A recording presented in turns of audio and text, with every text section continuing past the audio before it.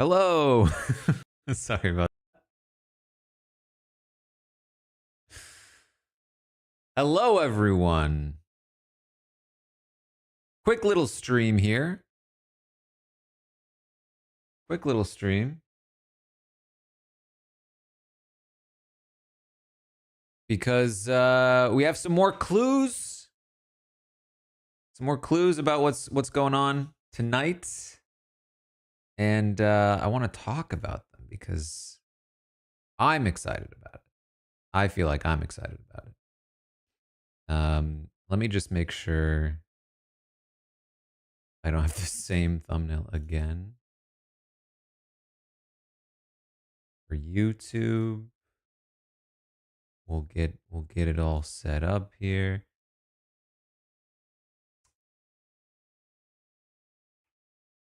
Oh, I am dropping frames.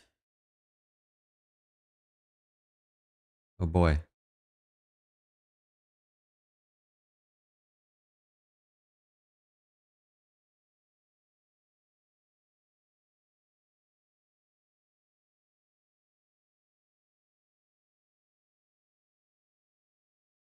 Okay, hold on. I think,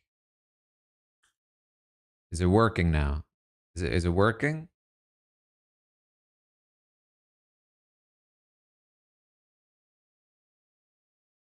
I think we had some issues. I think we're good now. Anyway, I want to talk about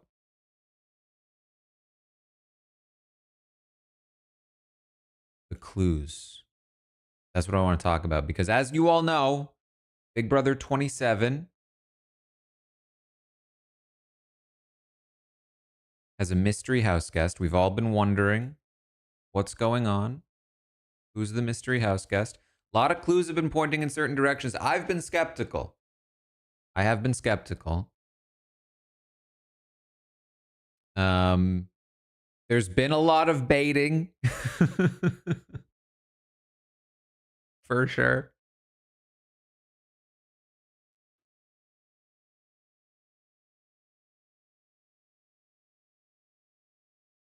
I think I'm a bit delayed now because of the issues earlier, but a lot of people have been speculating Rachel Riley. Janelle's posting about how Rachel's not responding to her tweets. Then we got this whole like, oh man, I accidentally spoiled it's Rachel. We're getting those things going on. Like, how real is that? You know, these people, they love to mess with us. I don't buy it. And then when Julie's talking about like, I can't believe we got this person. It's like, come on, you wouldn't be shocked that you got Rachel. Everyone knows Rachel wants to play the game again. Like, come on.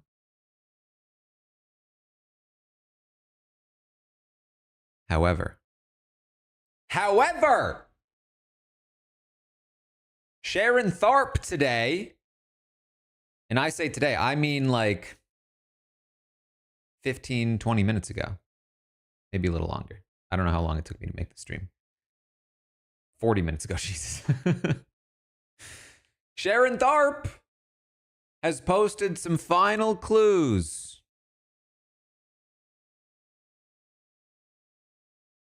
Some final clues before the premiere. And I think they're pretty damning. They seem pretty damning. Let me pull one up here. I think the biggest one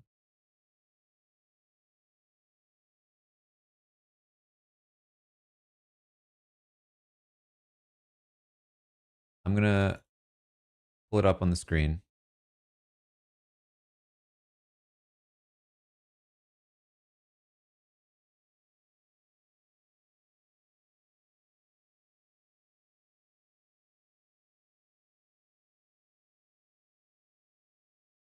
Here it is.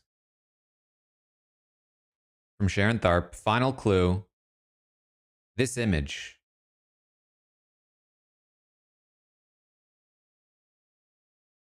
This image. Why this image, you might ask? And I'm not going to take credit for this because I'm not one to be baited into trying to read into Big Brother marketing because they've burned me in the past. I'm not over here Jim Carrey in the number 23. You know what I mean? But other fans, they love to do this. So I will not take credit for this. They figured this out, not me. However, I do think it's pretty good. I think it's pretty good evidence on top of everything else. Can you see my mouse here? This license plate. What about the license plate, you might ask? Well, it's got a date on it. That's the first thing people saw. Right? 2011. What was in 2011, you might ask? BB 13? Was BB 13 in 2011? It was. Weird. BB 13. July of 2011. Interesting. July of 2011. But then it got even more damning. Because it's got some letters. EJDRJB. EJDRJB. Weird. Let's go back to Big Brother 13. Houseguests. Returning players. Oh, what were those letters again? EJDRJB. Evil Dick Donato. Jordan Lloyd. Danielle Donato. Rachel Riley. Jeff Schroeder. Brendan. Hold on. They're all the initials of the returning players from Big Brother 13.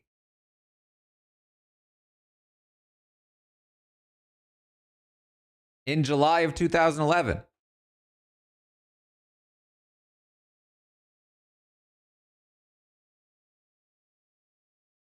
That's a hell of a coincidence. Right? If that's not explicitly pointing out at the very least one of those returning players, of which, you know, pretty obviously you would assume Rachel. Imagine if it was Jeff. Imagine if it was Evil Dick.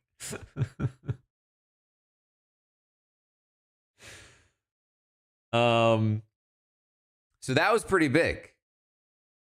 That was pretty big evidence. And it is not the only thing. A lot of the other clues point in this direction as well. I don't have them like readily at hand. But one of the other clues that Sharon wrote about just now, another one, this image. Someone's missing. I think so. There's a little sneak peek of the episode as well. Let me Remember. Let me see if we can pop that up on the screen. Remember. Our motto, expect the... Can we hear this? We can't hear this. Why can't we hear this? Oh my god! No, wait. Like I can't see. Why can't we hear this? Yeah, can we turn on the lights? Turn the lights on, come on now. Oh, we can't hear this. It's gone. It's gone. Oh look, Julie's gone. Julie. Julie is missing. And in her place, a high heel.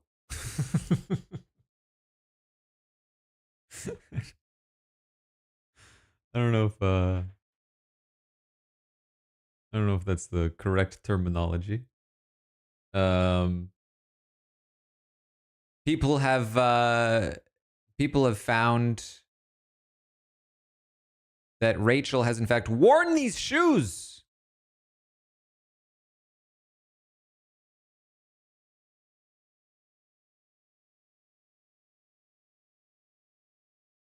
That's pretty damning. That's pretty damning. I tried to find an image of it. I couldn't find it. Maybe somebody, if somebody can send me, I've seen the image, but I can't find where I saw it.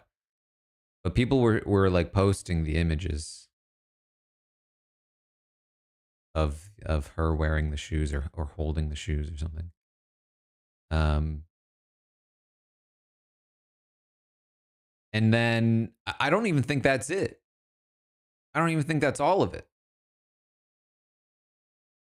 I think that in addition to that, people were looking at like her amazing race seasons and how those are represented in some of them. And those felt like that could definitely be a coincidence, right? Like, yeah, the numbers 20, 31, 24, like that could be a coincidence at the time.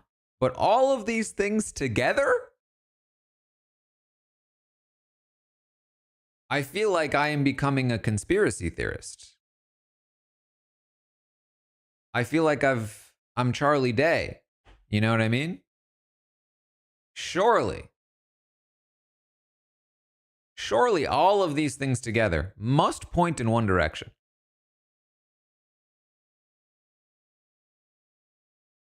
Ooh, I just saw Murderbot got renewed for season 2. That's sick.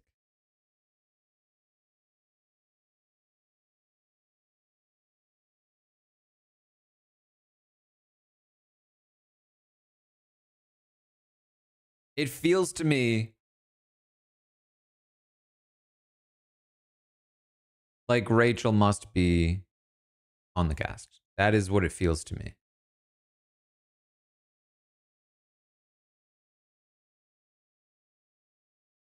And on top of that, there is additional information. Like people are saying we're getting like bits, and I think it all kind of lines up that like she's an actual player. She's no Scaramucci here. This is what Hamster Watch is saying on Blue Sky. Hear me out. Julie's doing her usual script. Rachel barges onto stage, takes her out, setting up the murder mystery storyline. Marches into the front door, hollering, "She's back, bitches." That is Hamster Watch's guess, which I think tracks.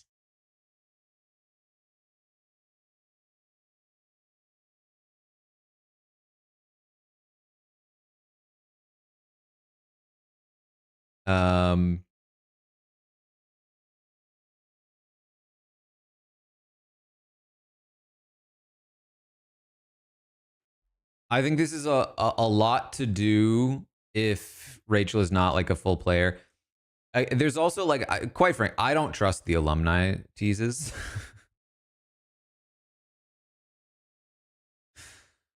But I do think it seems pretty likely at this point that Rachel is an actual player. That's what it seems like to me. So if this is true, if Rachel is on the cast and Rachel is a full player, obviously I get it, right? Like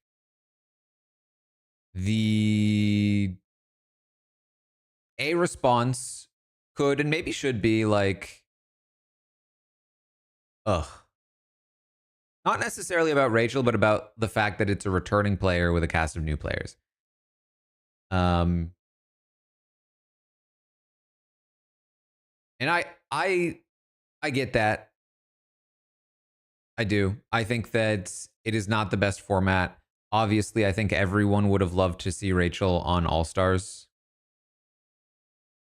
I think her presence there was sorely missed. And I think there's very valid fear that it will just not be super fun. But What I will say is, I do think that it kind of worked with Suri. I thought the first half of BB25 was very good. Um,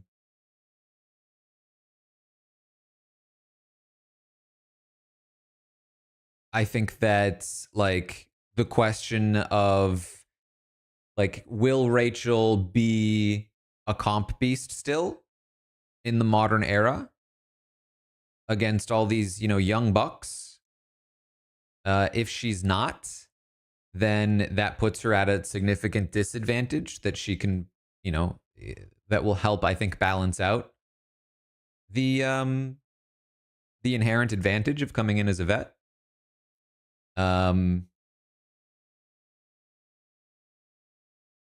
But for me right now, more than anything, and this is not me as a fan of the show, it's me as a fan of like Rachel the person. It's very akin, I would say, to like Anthony Douglas coming back on BB Can, stuff like that. It's like, I know Rachel. I am just so excited for her to be able to go back on the show. Like, famously, I was not like a Rachel stan in Big Brother 12 or Big Brother 13. I had favorites on both of those seasons that were not Rachel.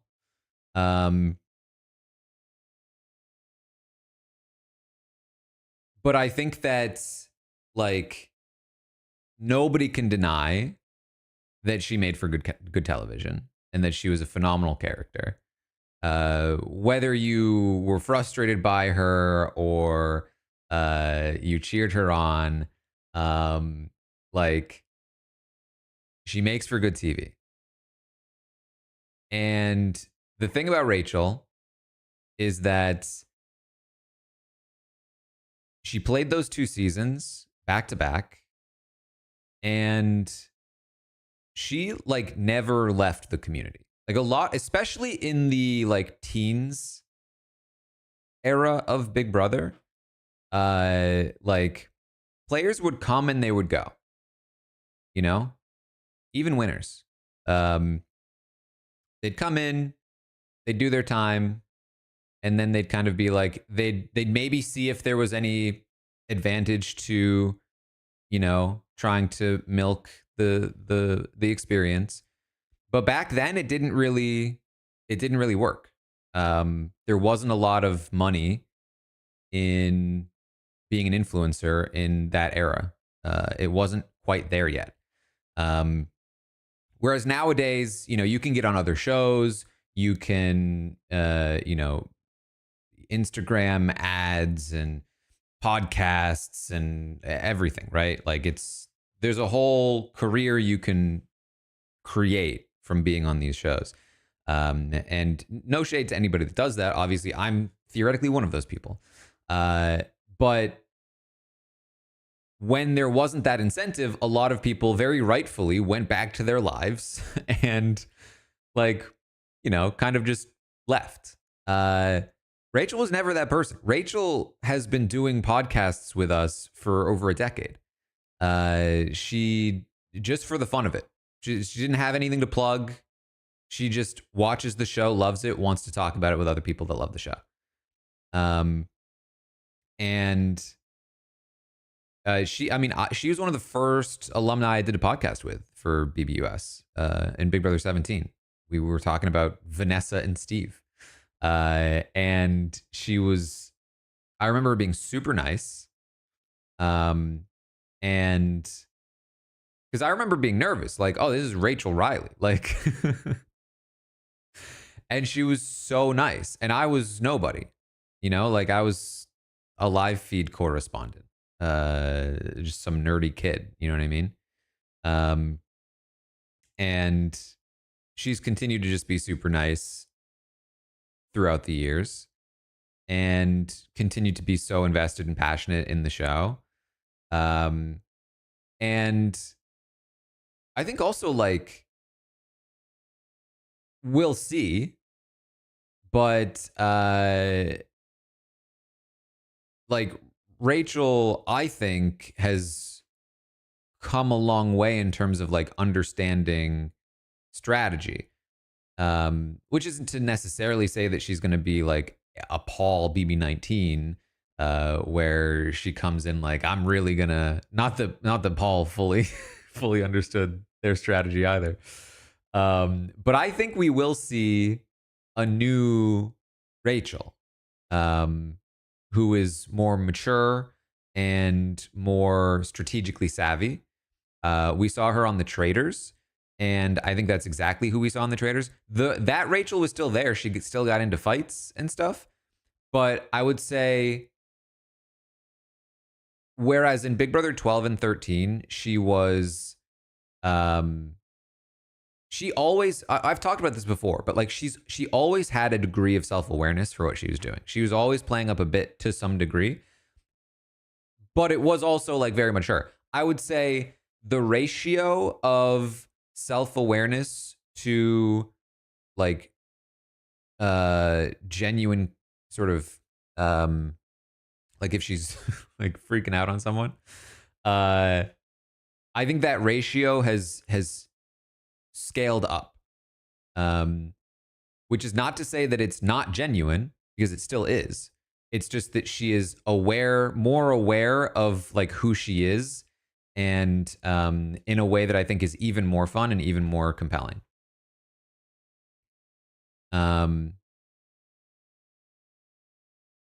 Which is maybe like a bad thing if you're hoping that there's no steamroll, right? Like I think that she's going to be very capable of rounding up some new players here, but I you know,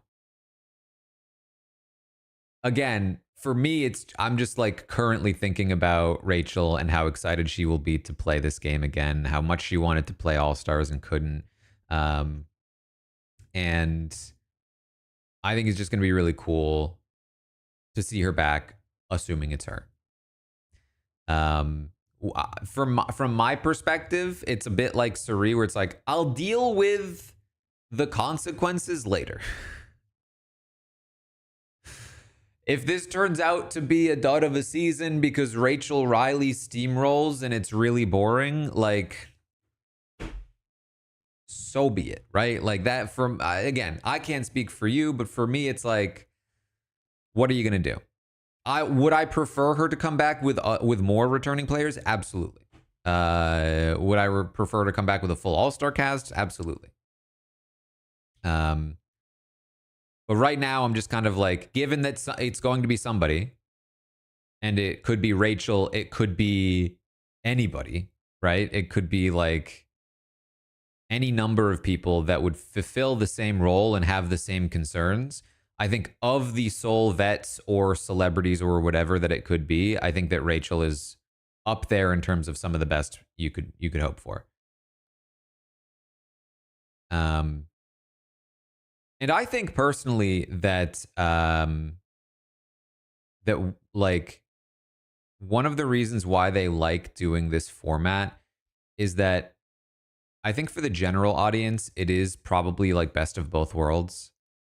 Because when Big Brother does All-Star seasons, they do actually, I think, tend to do a little bit worse in the ratings.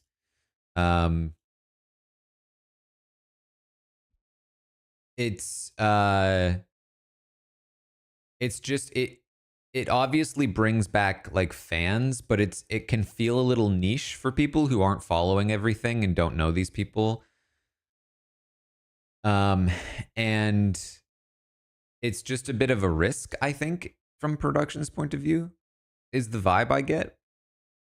So when they're able to bring back like one or a couple of people, they're able to satisfy like the fans who are like, oh, I get to see this person again, get those people back, while also maintaining that kind of like all new player vibe.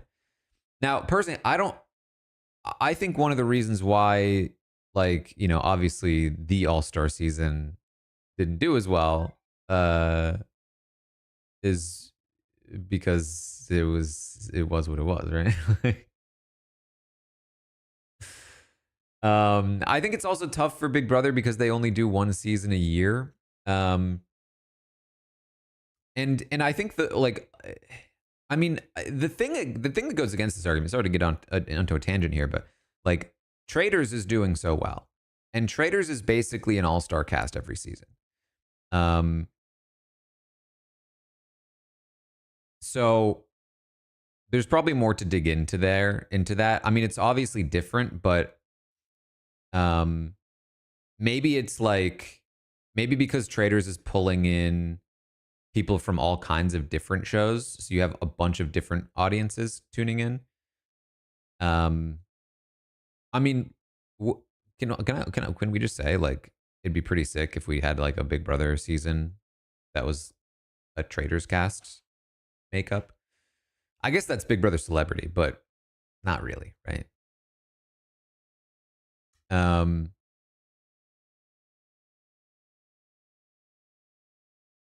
Yeah, I do think Rachel doesn't fit Julie's statement at all to me, but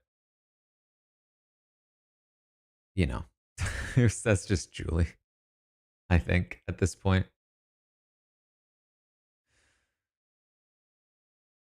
Can I just say I keep seeing Dylan Efron in like a phone advertisement all of a sudden.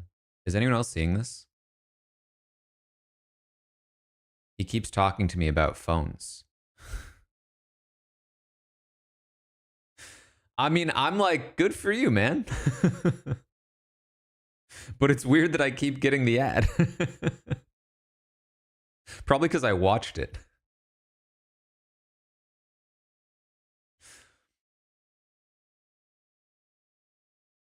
But yeah, I mean, honestly, like at this, like I probably don't represent the audience generally very well on this point. But I have definitely become a person who really likes the onset of more opportunities for players in like after they do shows. And that's not, I think, super popular because people don't like the idea of people going on shows in order to like make a career being an influencer or whatever. And they also generally like new players on shows and so on and so forth. And I get that. But from my perspective, these shows can be fairly exploitative to some degree. The talent, so to speak, the cast, they're pretty underpaid for the amounts of value they add. And that's hard to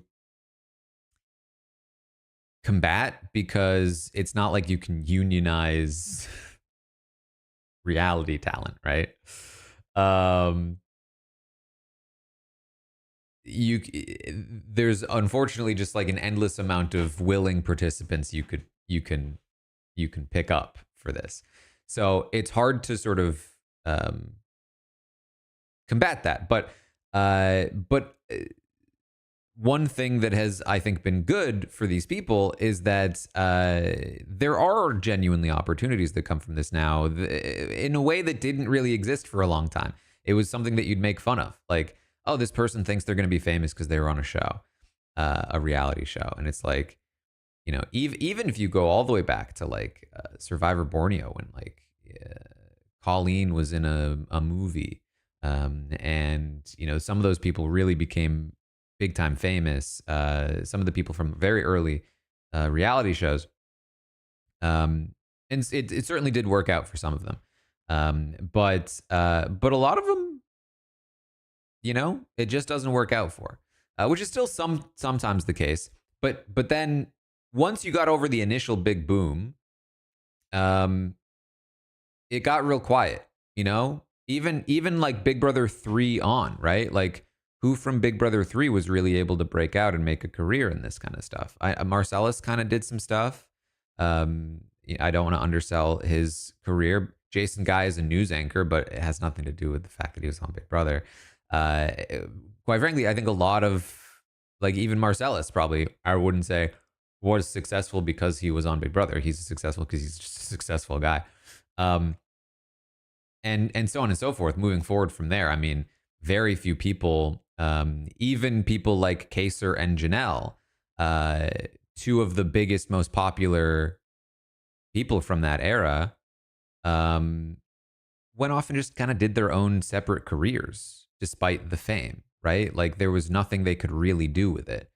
And so, you know, flash forward to today, and we're now finally getting to see some of those people get paid for some of that stuff. You know, like Danielle Reyes, a legend of Big Brother, and she probably made, like, I don't know, I don't remember exactly how much they're paying back. She probably made like a few $1,000s from her time on Big Brother 3. And she came in second place, sorry. So she would make second place money. So she would have made like 50K, plus a little bit of a little bit extra. So that's not bad actually. But Jason Guy probably didn't make that much. And even then, it's like for 20 plus years, Danielle Reyes, like that's the money she made on 2 seasons of Big Brother. And she probably got paid a bit more for All Stars, but it's very cool to me that she gets to come back and play the Traitors and get paid much more. They pay much more on the Traitors generally. And that's cool. Like she got paid to participate, to like give her talent to a show, because of the work she put in previously. And so from my perspective, I really like it when people who I think have provided a lot of value to these shows get more opportunities. Does Rachel Riley need more opportunities? She did win her show. But the thing about Rachel Riley is that I'm just happy because how passionate she is about it. Like this isn't just a financial opportunity for Rachel. This is genuinely just like she loves these shows and she loves Big Brother. And the fact that she's hopefully getting a chance to come back and play again, I think is just awesome. And if this is the only way it works because the last All-Star season flopped and Big Brother hasn't had a returning player since All-Stars in 22, you know, we'll take what we can get is what I feel. So we'll see. I do think she'll do well. I think this cast is set up pretty well for her, is my guess. Because it's a lot of very casual fans. And I think very casual fans are exactly the best fodder for a returning player like Rachel.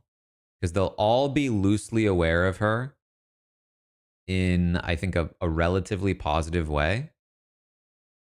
And very few of them will be knowledgeable enough to know how dangerous having a vet like her in the house is, I would say. What do I think the rationale is for choosing Rachel specifically for this season? I honestly don't know. I don't know why it was this season. I have to imagine they felt pretty good about Suri.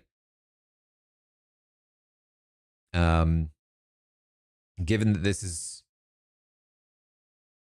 pretty Suri-esque.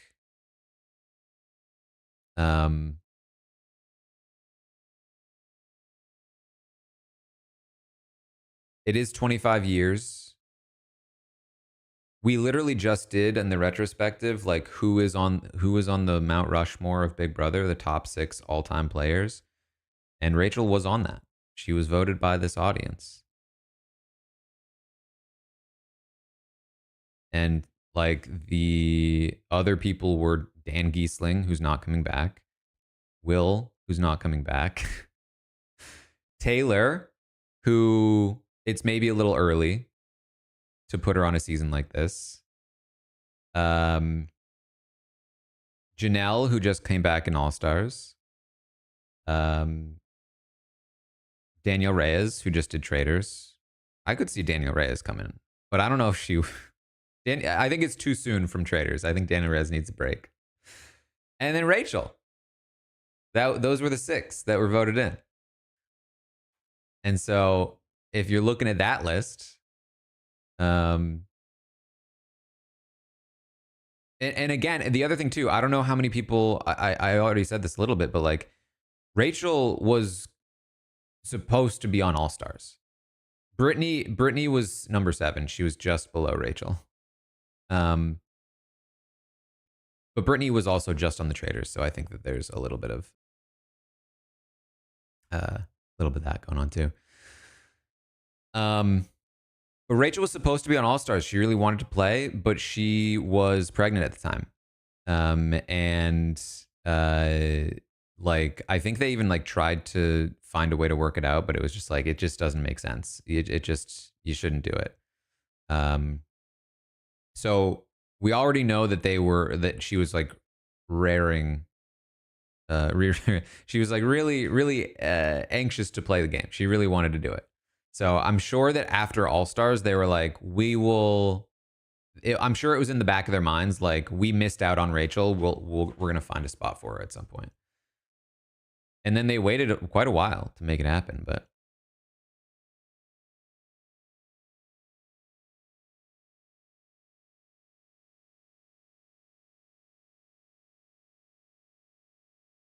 I could see Julie saying that she was shocked that they got the person.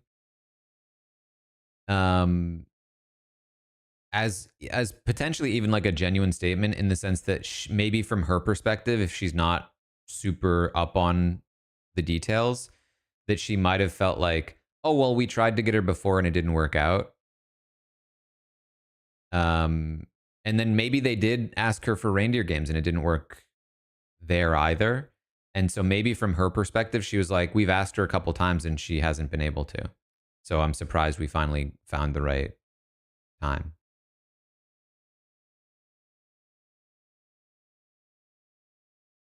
And if she's thinking again, if she's like not super like in the loop, because I think that nowadays Rachel wouldn't be that polarizing.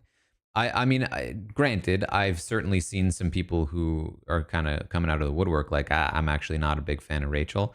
But like back in the day, Rachel was pretty polarizing.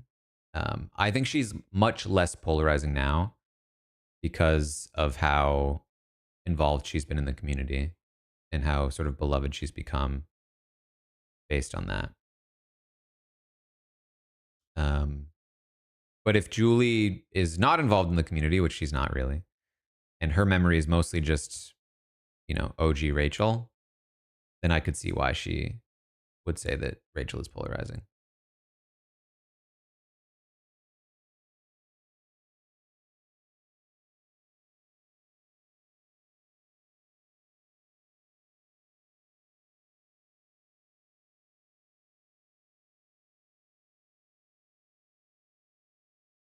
She still managed to be polarizing in Amazing Race a few years back.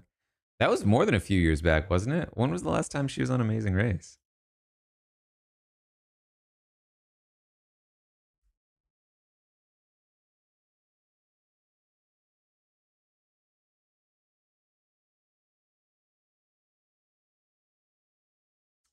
The was she on the Big Brother season? I don't even. She must have been. Right? No, yeah. She because it wasn't with it wasn't with Brendan that time. It was her and Alyssa, right? I remember that. Yeah.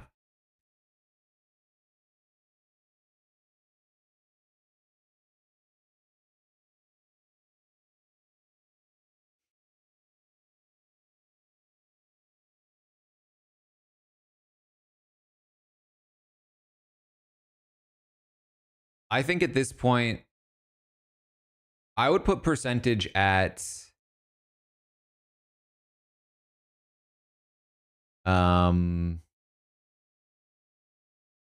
I would say it's given the clues. Man, I would say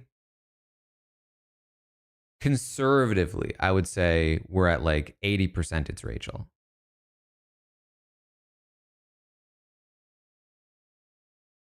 Just because like I would say that's conservative. I would say if I'm being if I'm giving you how I feel like it's like 95 Rachel. But it's just like they could be messing with us. You know what I mean? Unlike most of this cast, I feel like I'm not a very trusting person. At least when it comes to Big Brother. I probably am a pretty trusting person otherwise, um but then in terms of Rachel being a full-fledged player, I would say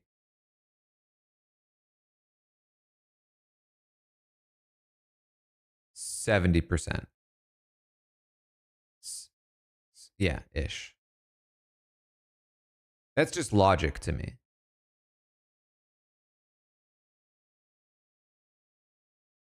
I just feel like all this hubbub for her to not be a full-fledged player.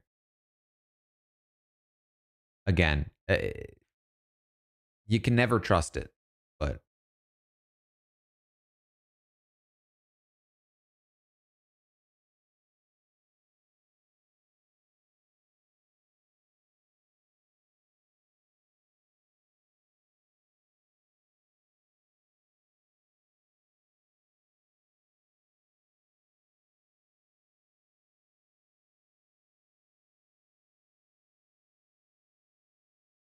they were secretive about, fairly secretive about Suri, for sure. But I mean,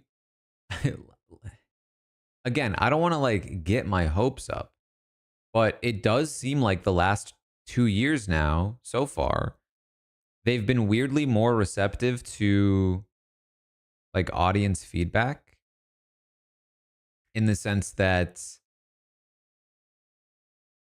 um,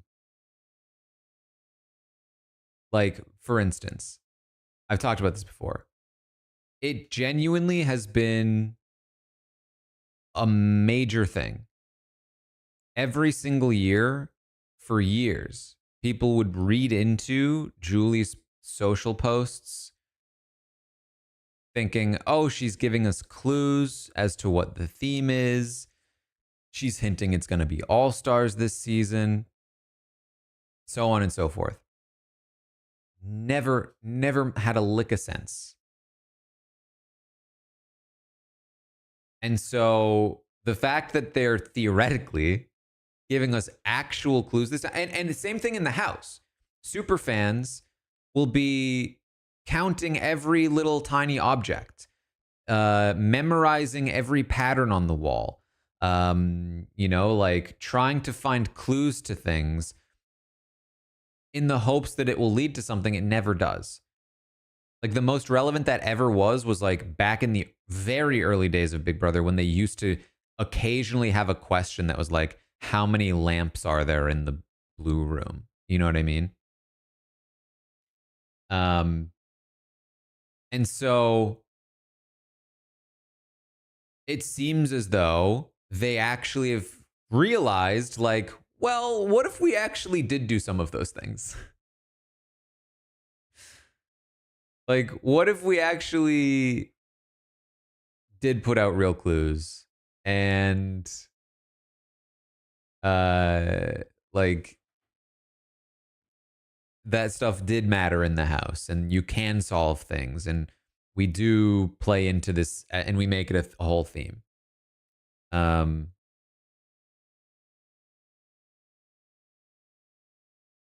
So, you would hope that they have the wherewithal to not lead you down a false path and then fake you out.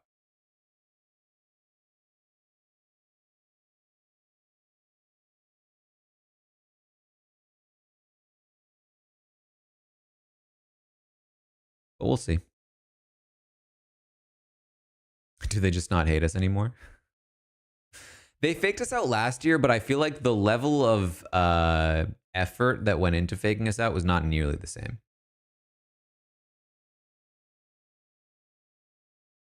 Like last year, they didn't say like, "Oh, there's a secret mystery special house guest, and here are all the clues as to who they are." They were just like, "Hey, and there might be somebody else."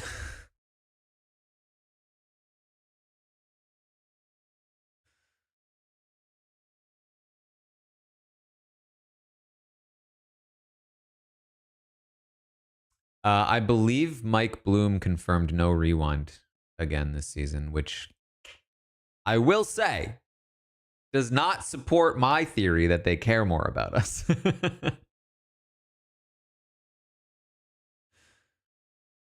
AI Arena is back. Yep.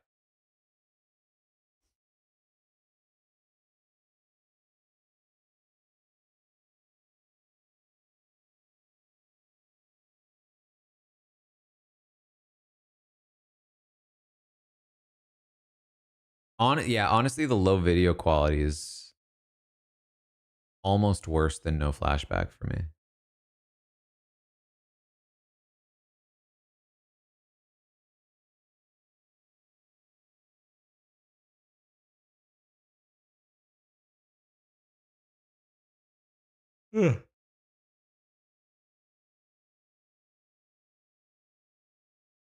Let me check what Mike Bloom said.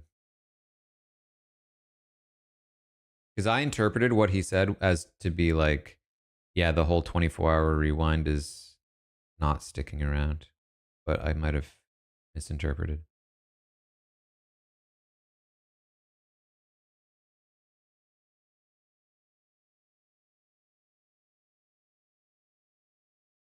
Okay, he said, important update on the Big Brother live feeds. A source at Paramount has informed me that the flashback feature will not be returning. So, you know, theoretically, that could mean that the 24-hour rewind is still a possibility, but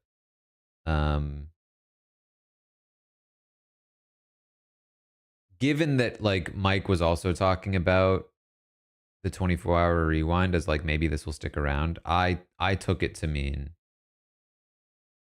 that he was saying that it's not sticking around.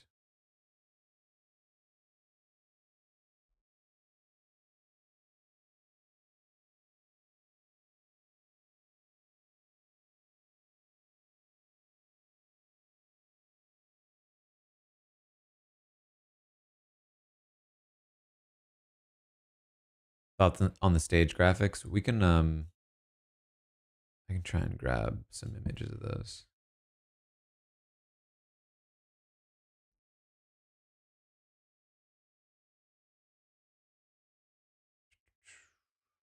It's hard to find images quickly. Can I just say, so I'm trying to do Blue Sky.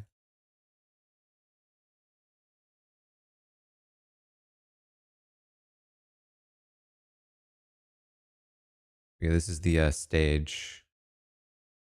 Nope, that's not the stage. What? Am I on the wrong? Oh, I am on the wrong thing. Hold on. I mean, that actually is the stage.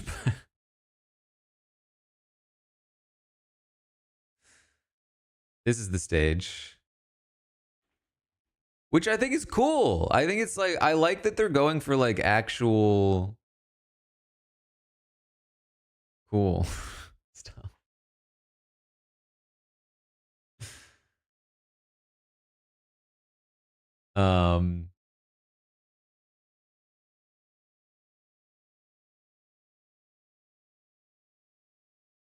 Obviously, I hate Twitter.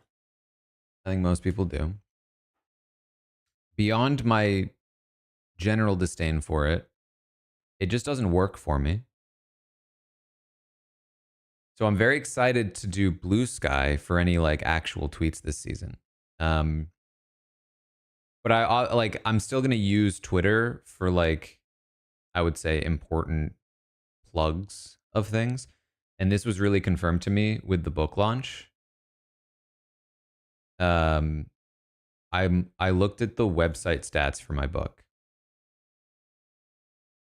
and I posted on Twitter, I posted on Blue Sky. It's on YouTube. The description, it's like I plugged it on YouTube. Over 50% of traffic to the book website came from Twitter. And it's like, damn. Like, that's tough, you know?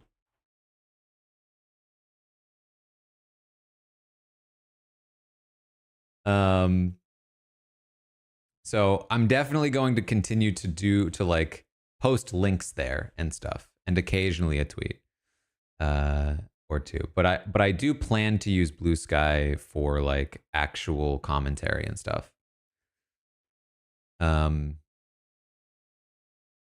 But I have an issue with Blue Sky, unfortunately, as well, which is that my mentions don't work at all.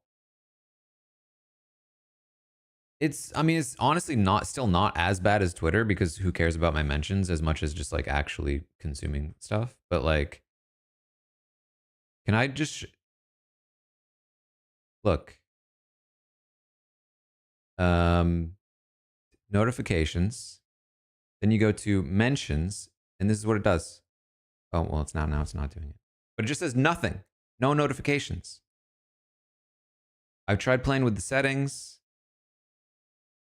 I look at it on the app. I look at it on the web browser, different computers.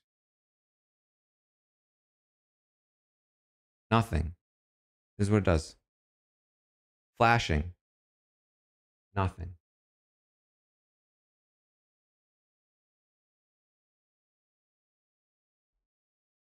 So I have no real way of like properly checking on mentions.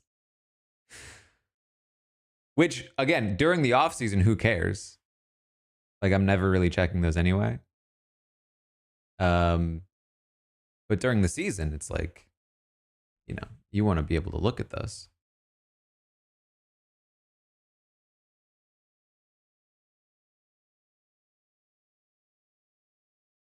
So I tried contacting their support.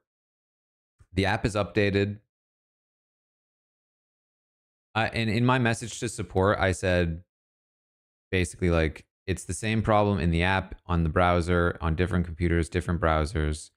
I've already checked all the settings, and then like they got back to me and they were like, "Can you just do some basic steps? Which is, can you try it on your computer?" And I was like, "You didn't read my message, did you? Did you?"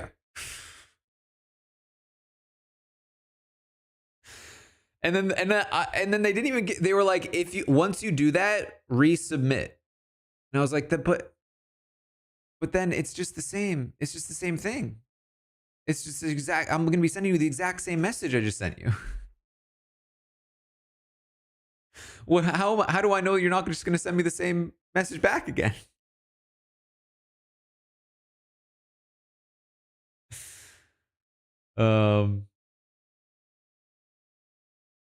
Anyway.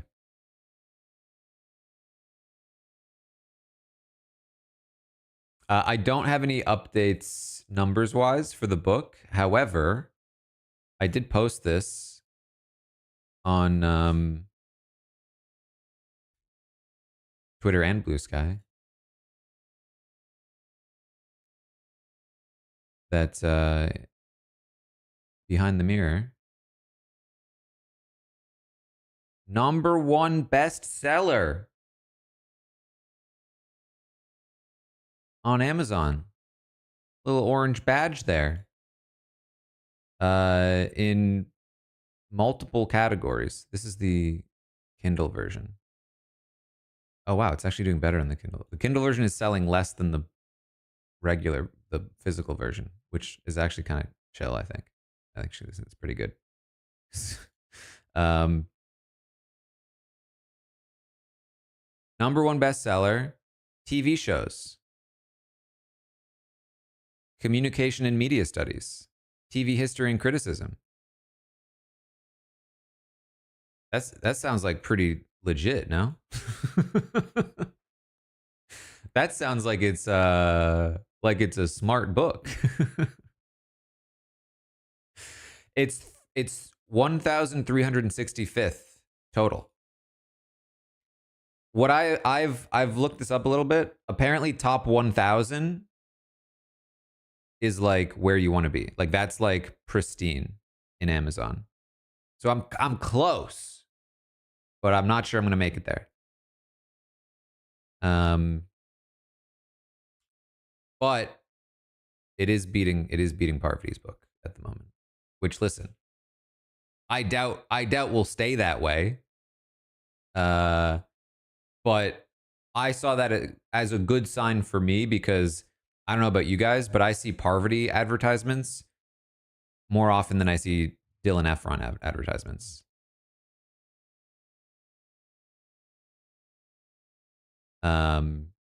She's everywhere on my social media. So I was like, man, if I can at least a little bit, when I initially do the push,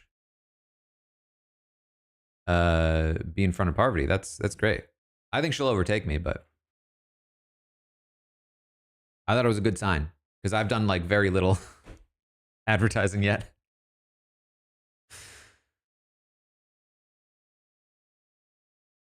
I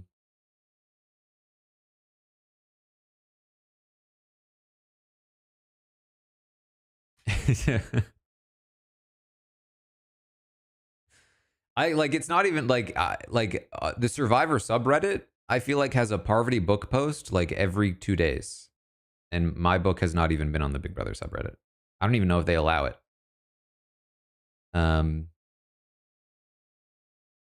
But don't worry, I will be hopefully doing some things. Certainly not as much as Parvati. she's got connections. I don't know what's up with that.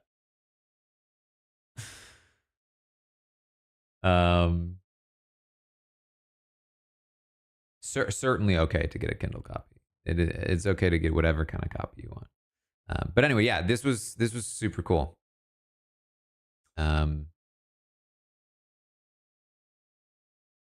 Definitely cool. And the thing too is that like I also didn't even really have this expectation for Amazon because like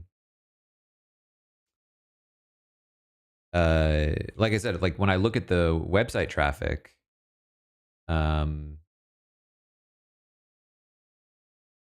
like it looks like 2/3 of clicks are for the reserved signed copy, not the reserve on Amazon. So with like 1/3 of theoretically 1/3 of interested parties going to Amazon, it's doing these numbers.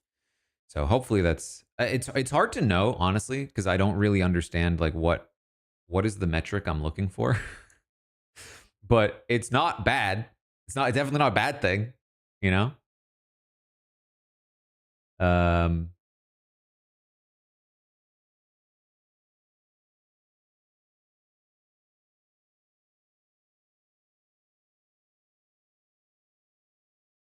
It took a while to write. It took I talked about this on my other stream. It depending on what you qualify as taking time to write, but it's been in the works for like 3 years almost.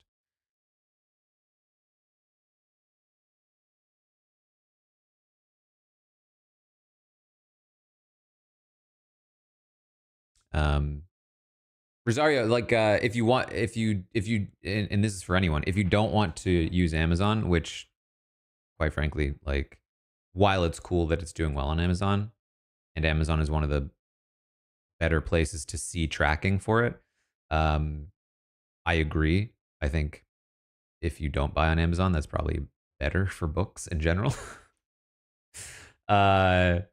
I have partnered with a local bookstore, independent bookstore, that I'm going to do signed copies for. And it's also available pretty much everywhere you can buy books. It's at Barnes & Noble, who's doing a sale right now for pre-orders. And a bunch of stuff like that.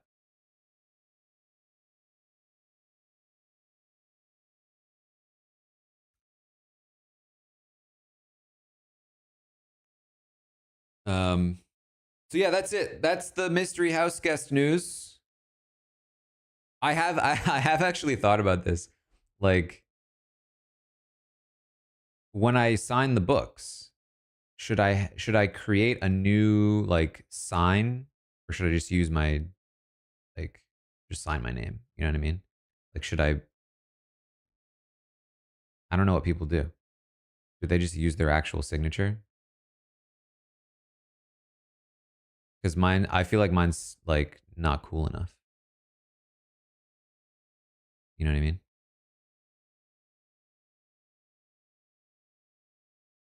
Yeah, I gotta make a fancier one. Yes, because forgeries. Honestly, I mean I thought about that, but I didn't actually think it would matter. Like in today's world, if somebody has your signature, is that really actually does that actually matter, you know? I feel like surely not.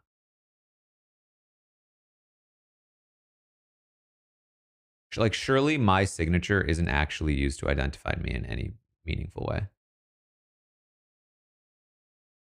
I sign things online all the time with generic signing things, you know what I mean? And also, I feel like my signature looks different every time I do it.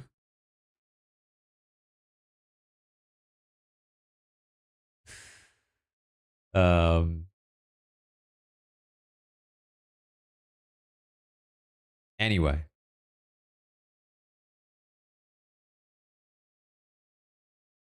a Kellis paw print, that would be very cute.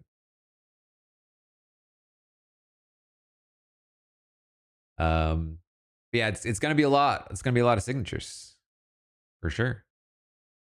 I don't even know how it's gonna. I don't even know if I'll be able to get it done in a day at this point. But I think that's kind of cool. I do have an acknowledgement section. Yeah,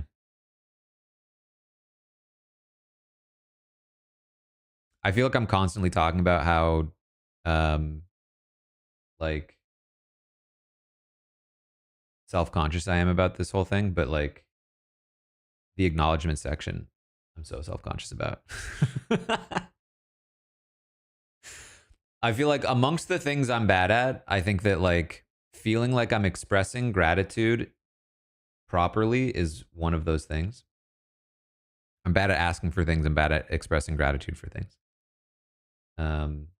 So I feel like I am so grateful to people, to lots of people. I'm grateful to you guys.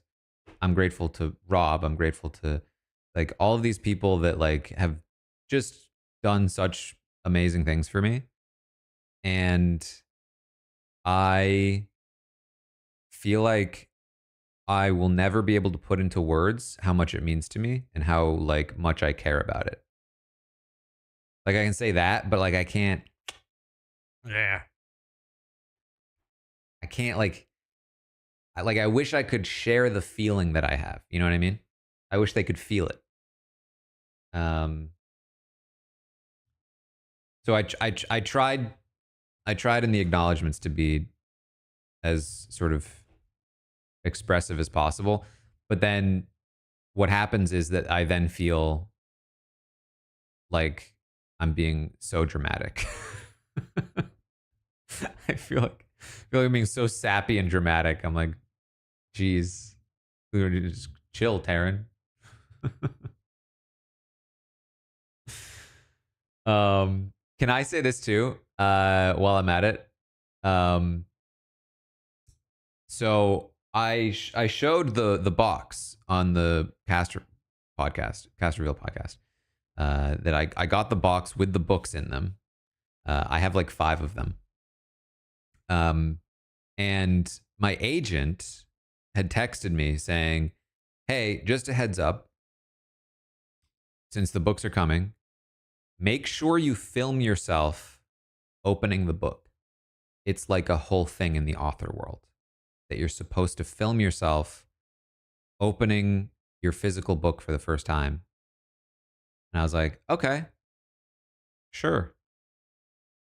Um, and then I got them and I was like, "All right, I got to film myself." And then as soon as I sort of thought about it for 2 seconds, I was like, "Wait a minute." Wait a minute. I can't do this. I can't film myself opening these. Like what? And then I was like, because I figured I feared. I was like, okay,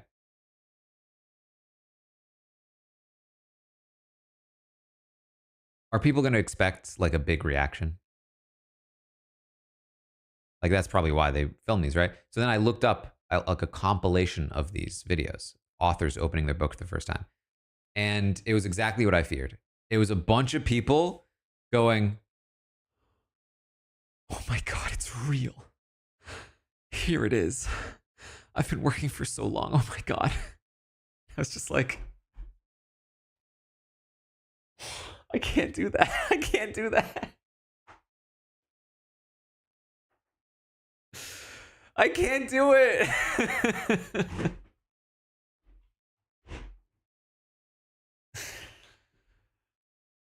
It's just not like who I am. Like I just don't react like that to things. You know?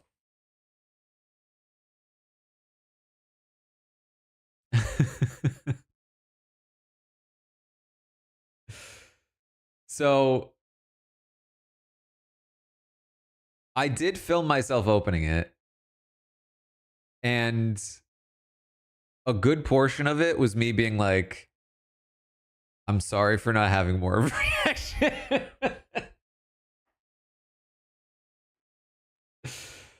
Cause I was just like, I just need to do this and be me and then see how it goes. And so I think a lot of it is just me being like, cool.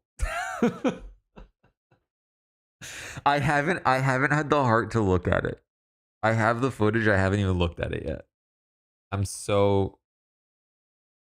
prematurely embarrassed. Um but I'm sure I'll probably at some point post it, maybe, or maybe I will never let it see the light of day. Who knows?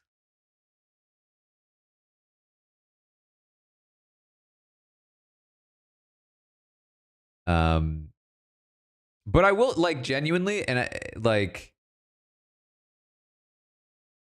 I do think, and this is no shade to the practice of it or anything, and I don't want, like, I do think that the process of filming it, I kind of regretted. I was kind of like, I wish I hadn't done that, because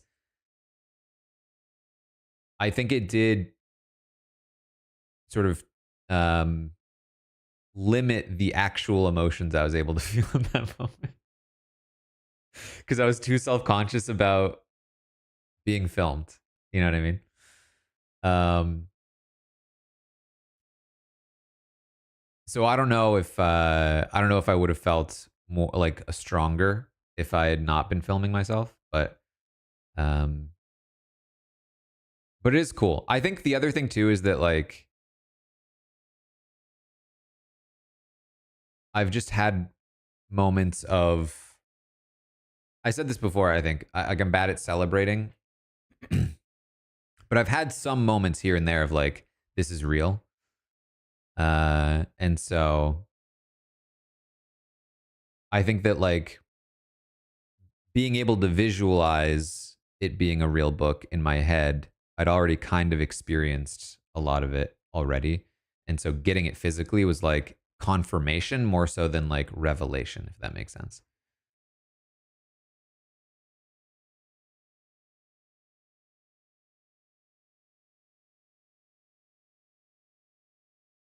Um, I would say, like, over the next few days, like since I've had it, just it like being here and sitting here on the desk and like holding it and showing it, um it's not like one big moment of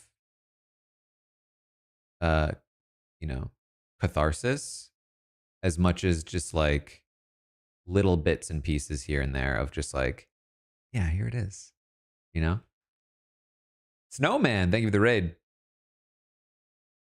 The mystery house guest, we believe, is Rachel Riley.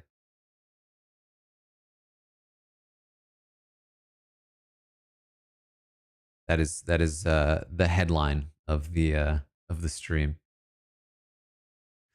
Did I write my about author? Yeah, I did.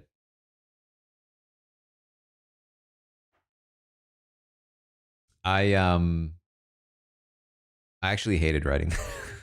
I had such a hard time. I wrote probably 10 different ones.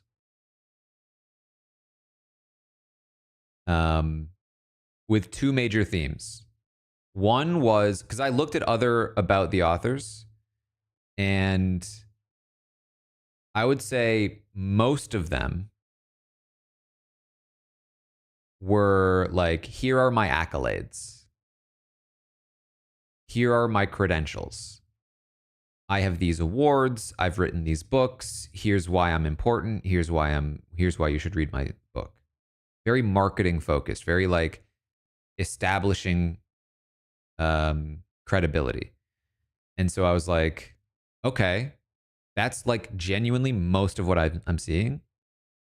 So I tried to write a version. I wrote a bunch of versions, but I tried to write versions of that, which was like, you know, I am, I've been working in this industry for 10 years. I'm a voice in this community, uh, so on and so forth. Just a bunch of like stuff that I honestly hate saying out loud.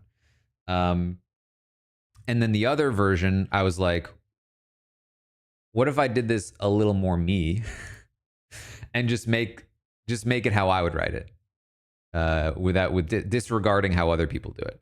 And so I asked my agent, I was like, can this? I think I said, let me look. It was a little while ago now, so I might not find it very easily. But I said something along the lines of, oh, here we go. I said, if you had to pick one, would you suggest the bio lean more marketing / serious or more personality? And she said, I'd pick personality. It's like more genuine to you. And she also said, plus in the world of AI, be the most person. So many things are going to have all the color washed out of them by robots in the next few years. So I was like, okay. That works because that's what I like. I like this version a little more.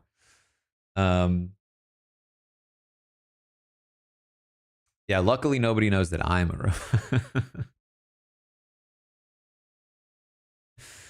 robot. So yeah, I ended up just writing just a cute little one.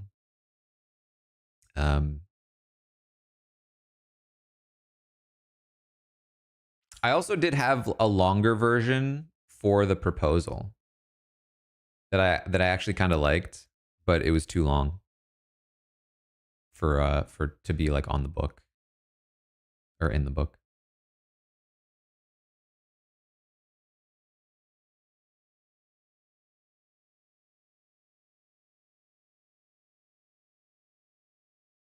Deadline to get a signed copy is just make sure you order it before the published date, so you've got plenty of time. I mean, I wouldn't wait right up until the published date. I will say there is probably. Oh, you know what? Actually, I should stop saying this. There is actually a final day. I don't know it yet.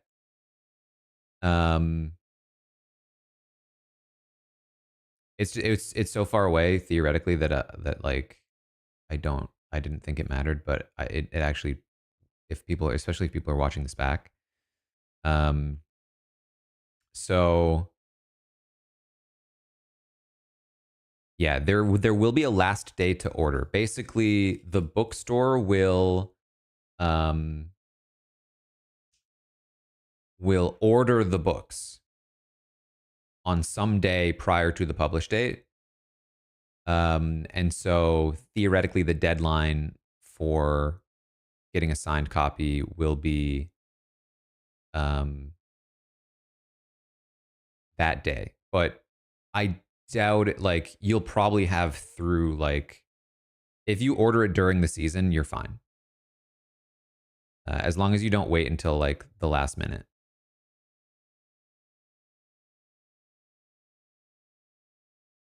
Did I get a bunch of photos taken for the book? Actually, yes, but they're not new to you.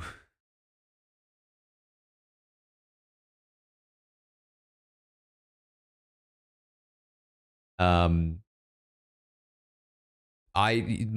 profile picture that I use everywhere. I took that picture for the book. That's my author picture.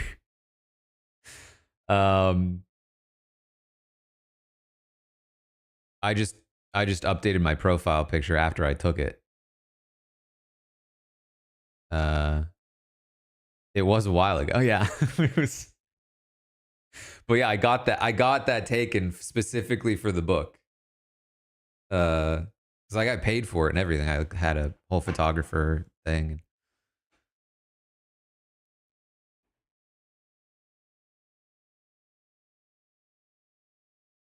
I will be streaming for the premiere tonight, yeah.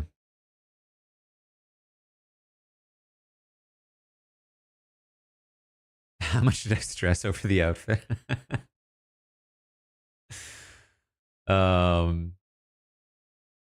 It was it was not really I very much like submitted myself to the hands of the photographer, and there was like I had like a somebody like helping me.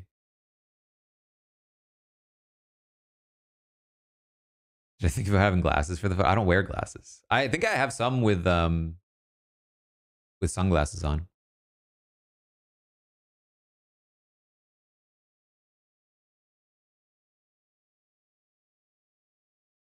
I appreciate the compliments on my hair. I'm kind of digging it. I think it's pretty good right now.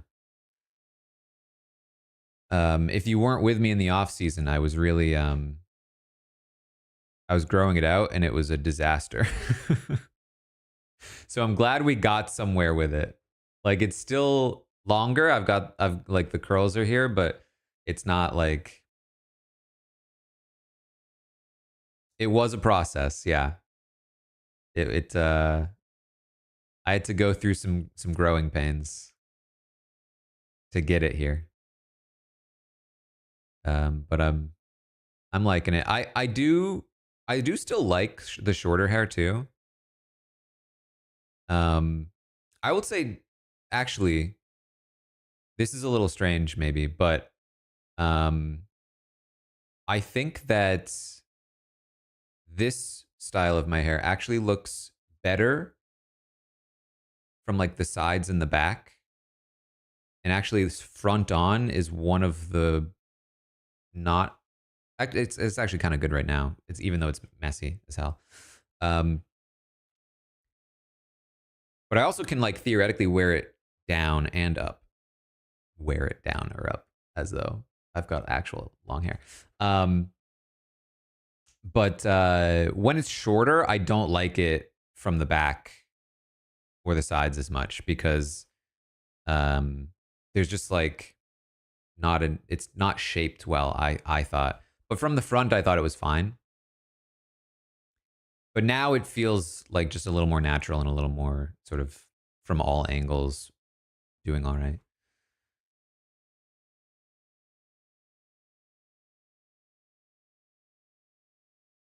When I'm introducing myself to a Cinema podcast, I still like I talked about this before, but like I still feel like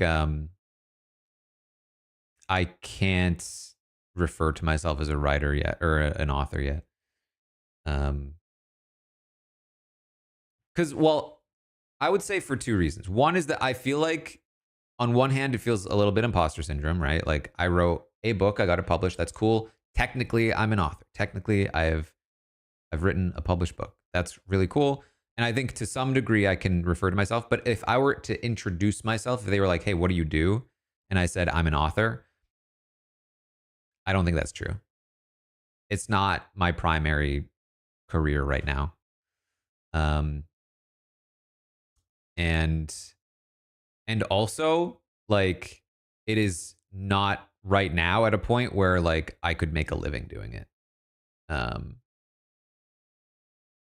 maybe the book sells super well and whatever. Maybe I write more books, but right now it couldn't be a primary career. If all I did was writing this book, if this was my only source of income, I would it would not be enough.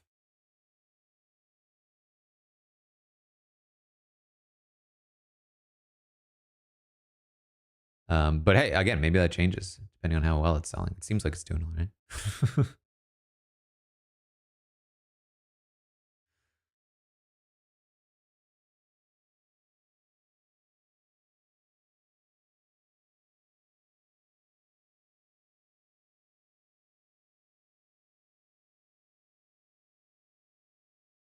Living from it doesn't define your artistry. I think that's true.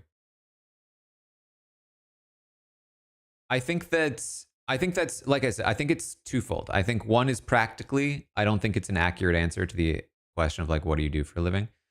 Um and then more philosophically it is like I I feel like I identify with being an author. I feel like I have since I was a kid, being a writer, I should say.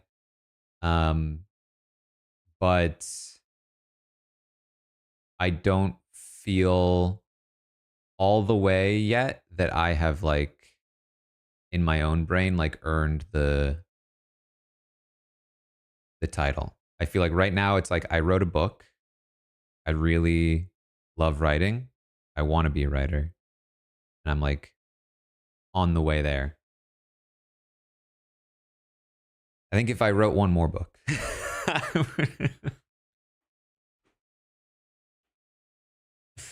How do I feel about my Big Brother draft now that I know who the mystery house guest is? I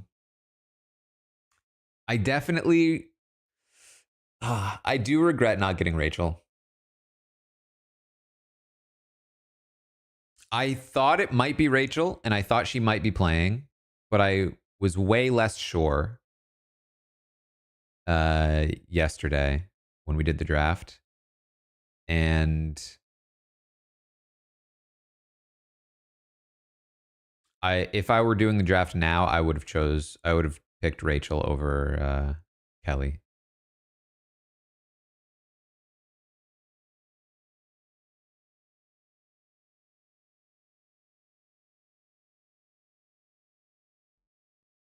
I mean, if anything, just to like have Rachel on my team would be super cool.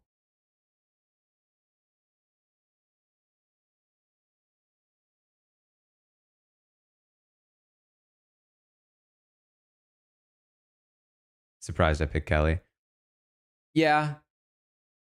I mean, if we're being real, now that we're not on the draft podcast, when I talked about the top half and the bottom half,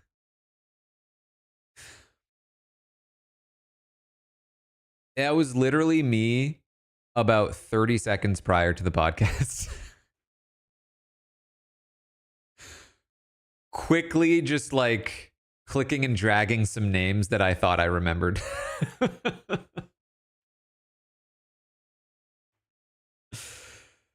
And I vaguely remembered having a decent impression of Kelly in the interview versus the written. And I was like, throw her in the top half.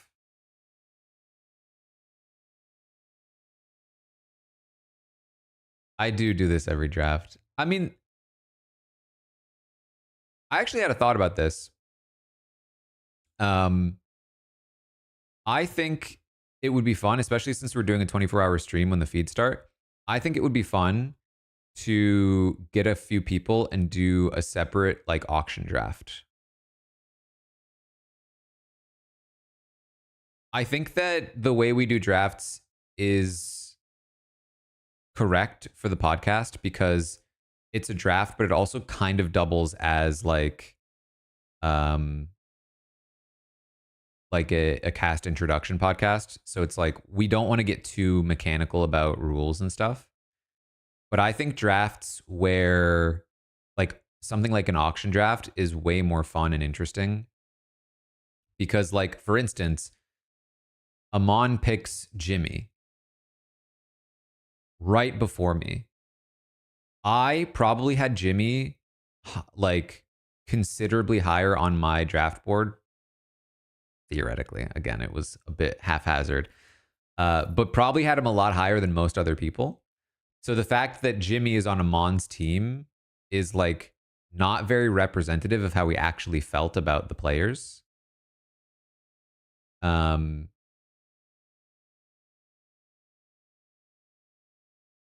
Which is, again, it works for the format. It's not supposed to be the most accurate thing.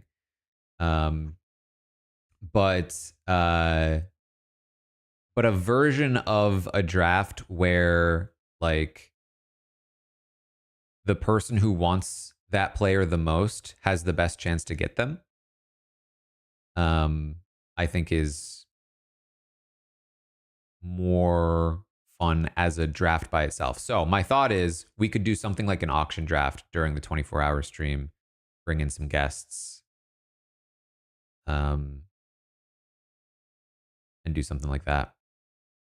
And it might be fun too because like we will then have the first 2 episodes and a little bit of feeds context to add into our draft picks at that point.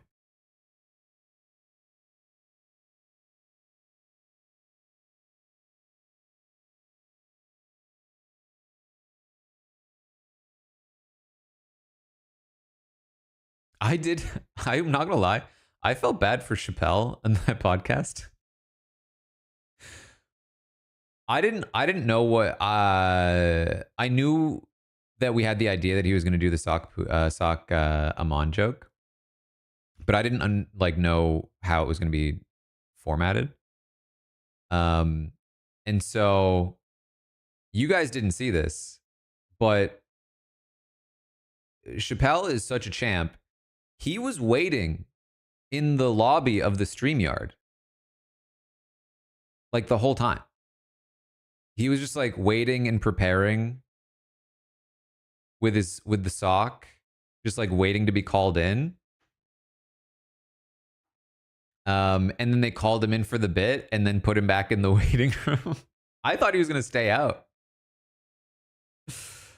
And then because then Amon actually showed up, and I was like, oh, this will be funny though. It'll be Amon versus Sock Amon. But then his audio wasn't working. And so he waited all that time to come back up and didn't even get to do any more bit. But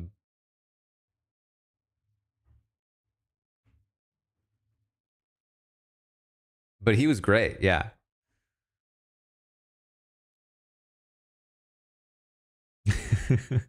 I was about to call him out for choosing too quickly as Amon. And then he started waffling, and I was like, okay, never mind. You nailed it.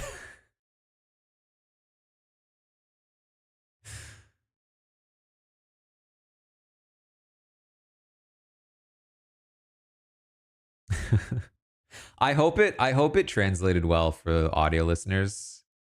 Because there are two things I'd be concerned about with the bit. One is that if you don't know where it came from, you might be a little confused. It might not land for you. And then number 2, there is a pretty heavy visual element. And obviously a huge portion of our listeners are listeners, not viewers. So there's definitely like a world where it falls flat. But I think that it was very funny regardless.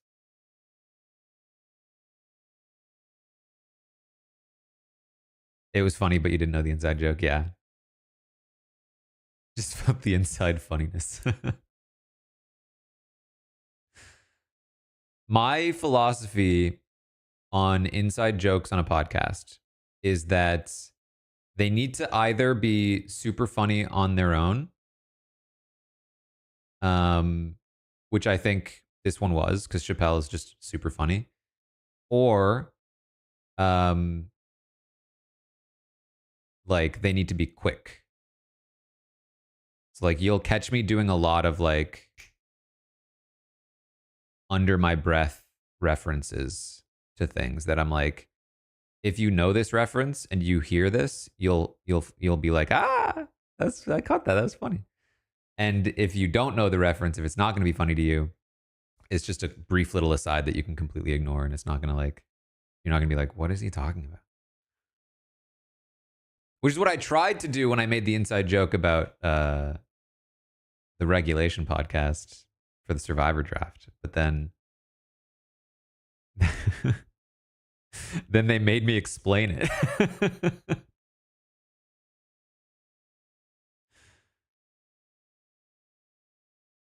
Sakamon and Sakpuya, I believe, originated in the RHEP pressure cooker competition we did last year. And then just Chappelle pretending to be Amon, I think, also mostly started there.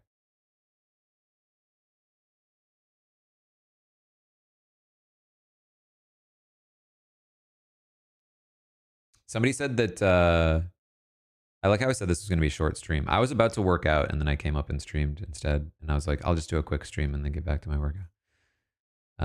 This is what always happens to me during the season, is that it's hard to work out because, like, how do you focus?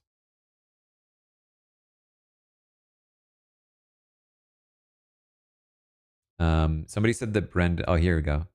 Rachel and I are launching our podcast tonight. First episode will be recording live after the premiere. We will be discussing all the fake rumors for going in the house. She will be live tonight for all the doubters.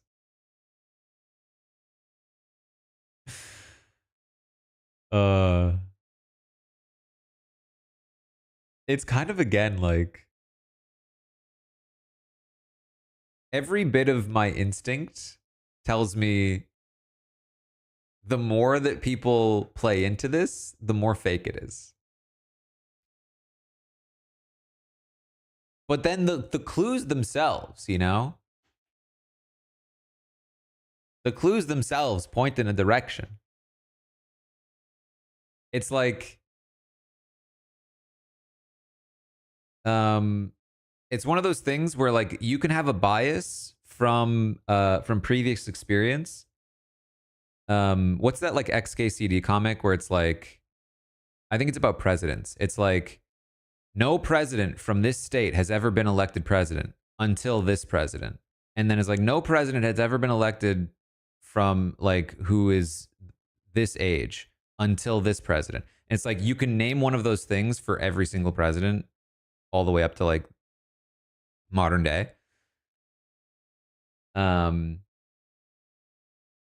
So it's like,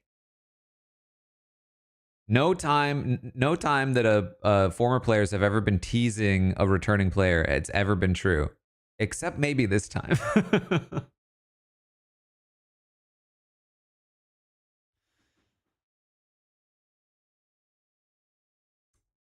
Read your comment above.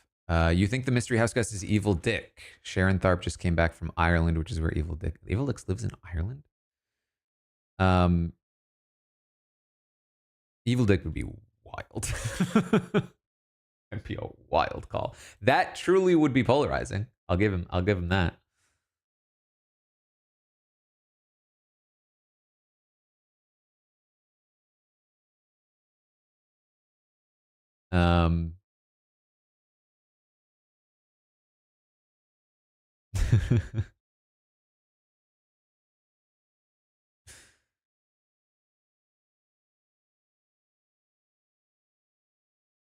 I think we'll find out tonight. I think those final clues were meant to be confirmation.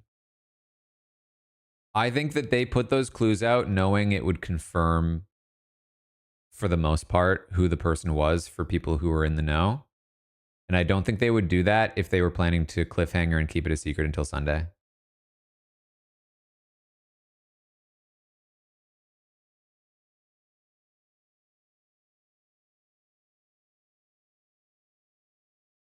I think there's probably, like, some other stuff with the initial twists.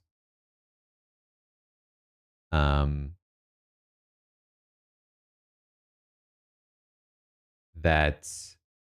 they want to keep a secret until Sunday. There'll be, like, a week one twist that needs to be resolved on the Sunday episode.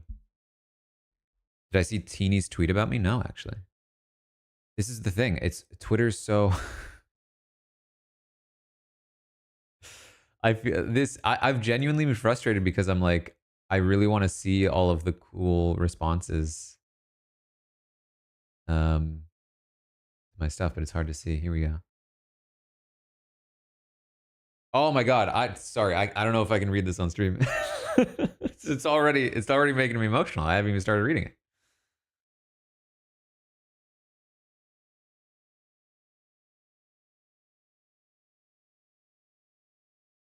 All right, I'm gonna read more of it later, but that's I skimmed it and it's very sweet.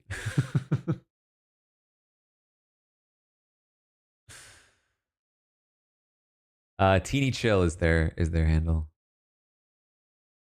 Teeny, of course, was on Survivor recently.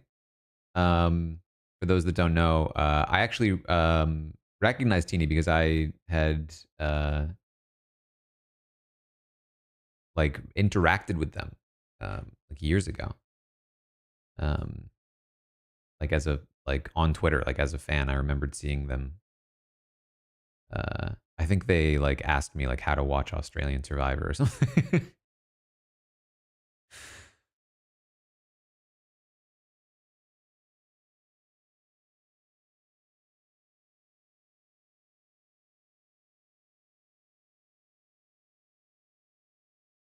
Also, I don't know if you guys saw this. I woke up to this morning. This was hilarious to me. Have you guys seen Cat's tweet?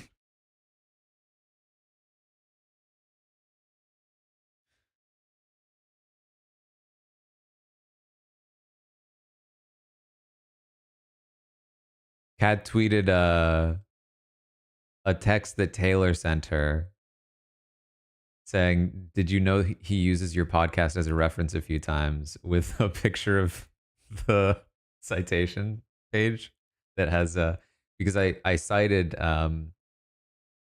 Kat's podcast with Adam Jasinski in the book. Um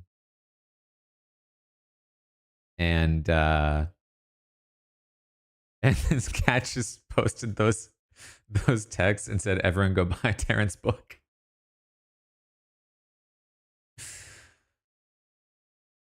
I was like, "Yes, Taylor. She's doing guerrilla marketing for me, doing outreach."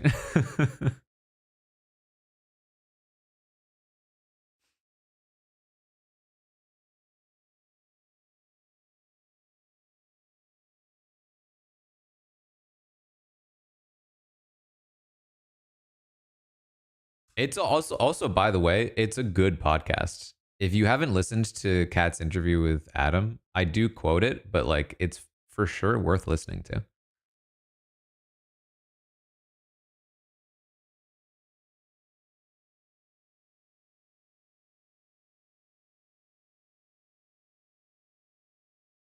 Will Callis be autographing?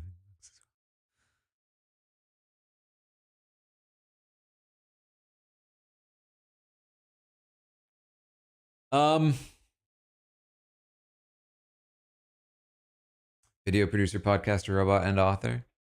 I think if I put it last on the list, maybe I can maybe get it there.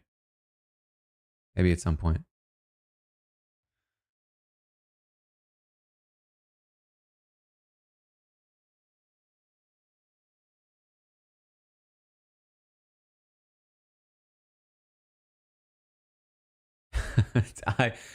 Coco, I actually thought about this.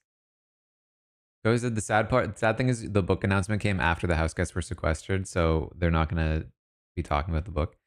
I thought about this when I realized that Rachel was going to be on probably the cast. I was like, oh man.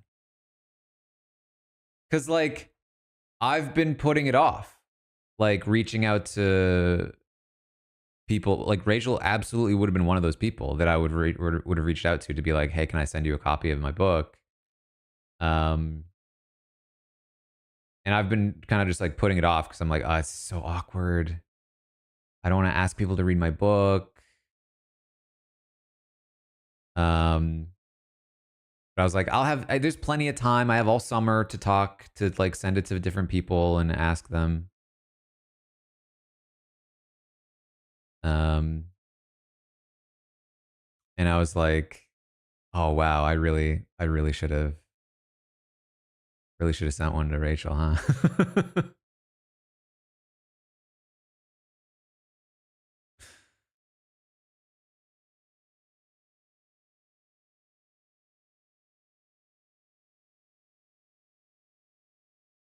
Yeah, we're thinking Rachel Riley.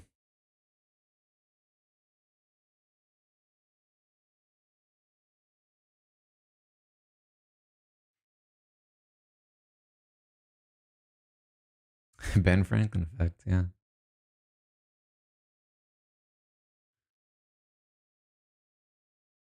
Timing of the book launch was intentional on my part, for sure. I always envisioned launching it at the start of a Big Brother season. In fact, it like I told a little bit of the story, but I basically had to like argue with the publisher a little bit to make sure that it was possible to launch it at the start of a season.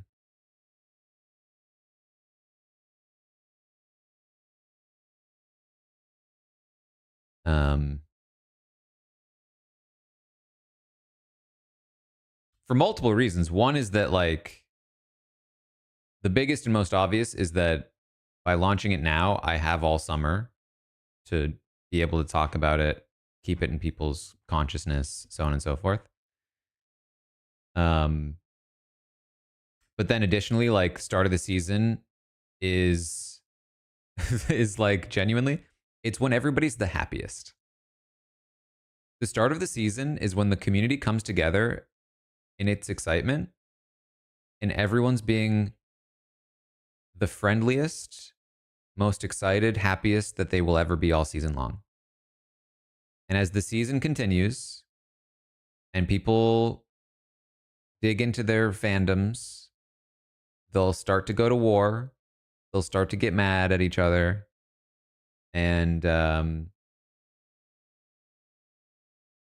if I launch the book in the middle of a season, then everyone who hates Ashley is going to be like, oh, he's just a stupid Ashley fan. I'm not buying his book. Everyone that's pissed at Rachel is going to be like, oh, he's just simping for Rachel all the time and she's ruining the season. I'm not buying his book.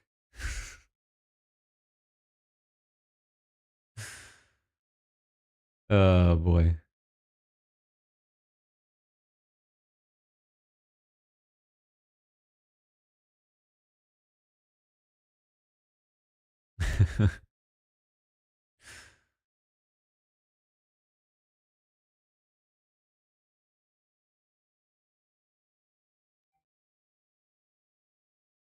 Yeah, somebody replied to Kat's tweet saying, is this a PhD dissertation? The level of annotation is academic level. I'm so proud of my citations.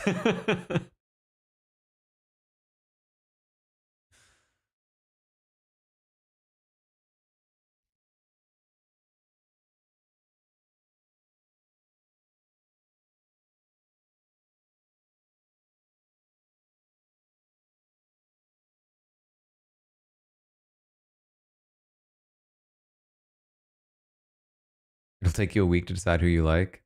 But the question then is, do you stick to that? Once you decide who you like, do you actually stick to that all season? Because I feel like, for me at least, it often changes.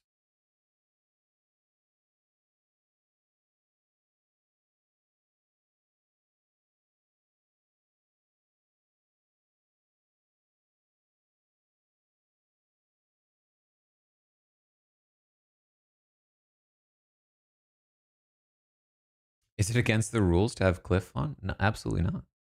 I would love to have Cliff on.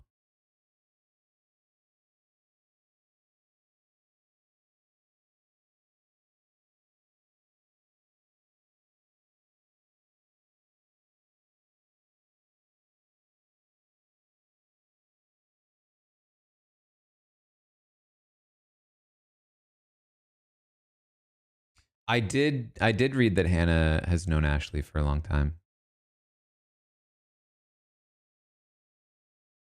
I think that's only furthering my confidence in her. Hopefully it's not misplaced, but like I just feel like Hannah is another person, by the way, who I would love to see play again.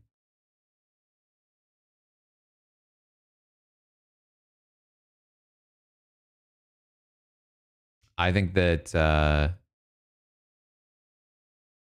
like there are people that I know from the show who, because like Hannah was a person who came on, she was very young, and I think was like kind of learning on the go to some degree. And now I think that she's obviously like a few years older, um, which will help, I think, get a bit more respect from other players in the house. Because sometimes people just, I mean, even in on her season, it was a thing that people kind of saw her as a bit younger, didn't have as much respect. But also, like, I think that she knows the game much more. And would she want to play? Honestly, I don't know. She's one of those people that's like, I'm sure she would love to play, like on a theoretical level. I don't personally know if she would be able to commit to like 100 days for Big Brother, because she's like actually super successful. Like has like a budding career, you know what I mean? Um is like super smart and has like real valuable things to do.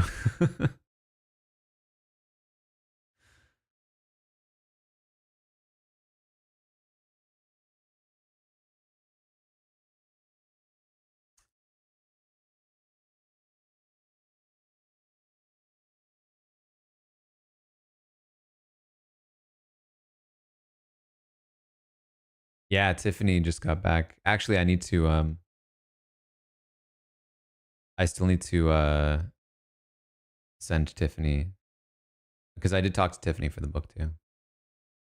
Um and obviously it wasn't great timing because she was filming Traders when I was like gonna I thought about sending her a message even though she was gone, and then I was like, what's the like etiquette for when somebody's filming something? Like, can you send them a message so that when they get back they see it? Or is that like contributing to like an overwhelming sense of like, oh, there's just so many things, you know?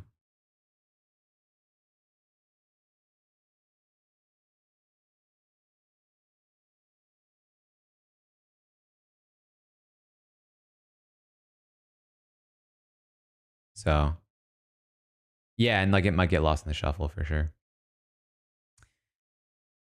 But I think she's like, I think I saw that she was gonna like record a podcast soon, so I feel like that means she's back in action.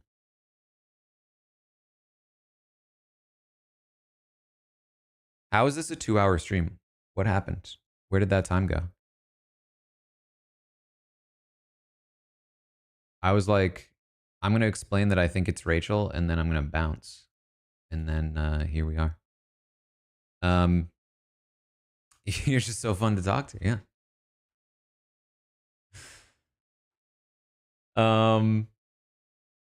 It was literally like I was gonna like tweet something. I was just gonna make a tweet about how I was like, oh, I think given these clues, it's probably Rachel, and I was like, nah, it'd be better to stream, talk about it, because tweeting is annoying. Um, and then this is the thing too. This is the thing, right? It happened with the book when I was writing the book. It was a little bit longer than I intended. Also, we were talking about should we do a roundtable on Monday, because the feeds start Sunday night. I'm going to do the first live feed update Monday morning. And then we're doing roundtables on Mondays this season, at least to start. And, you know, doing a roundtable on less than 24 hours of feeds. It's like, what are we even going to talk about? So we were like, maybe we just don't do the first roundtable that Monday. Maybe we wait until the following Monday. And Rob was like, you say there's going to be nothing to talk about. But you're probably going to talk plenty. And I was like, that's actually probably true. That's actually probably true.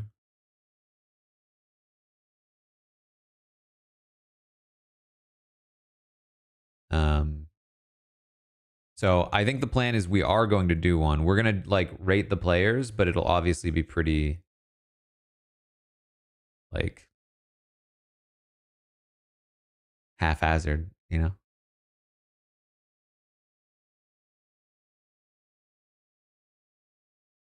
It will be the end of the 24-hour stream. Yeah, that was another part of it to some degree. I think probably what it will be is I'll obviously have to take a quick break from the stream to do the update, and then we'll do another break for the stream to do the roundtable, and then I'll probably come back and finish off the stream after the roundtable ends. Something along those lines. Or theoretically, I could start the stream early and end the stream before I go to the roundtable. I'm not sure.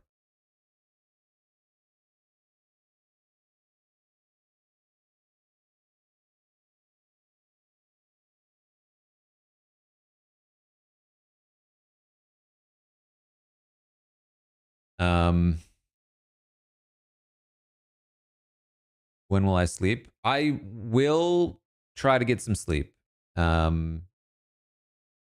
think the plan will be stay up as late as necessary to watch as much as possible before they all start, you know, going down. Then try to get some sleep. Pop in the morning before the update, and then rest of the day.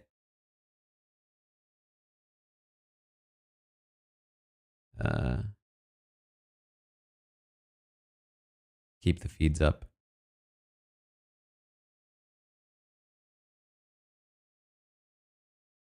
Why are the roundtables on Monday? Mostly just a timing thing.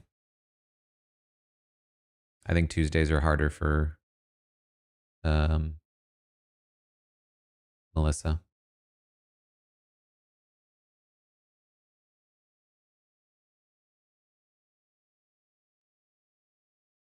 What do we know about the accomplice twist? I think it's just going to be a role that a player has. Her baby is adorable.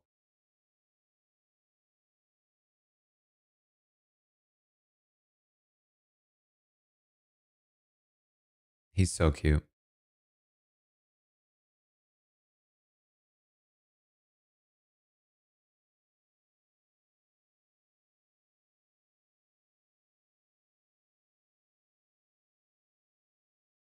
More babies on their hand table.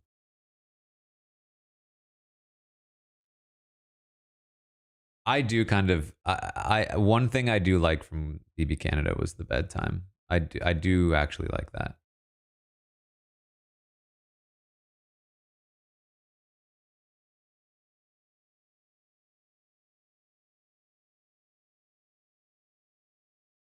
But that's really only relevant for people like me and or us.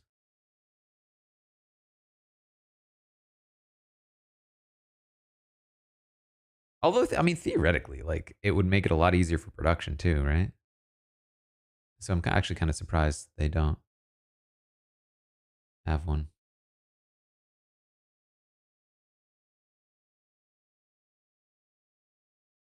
Yeah, I mean I think it's a reasonable take to say that it's part of the game.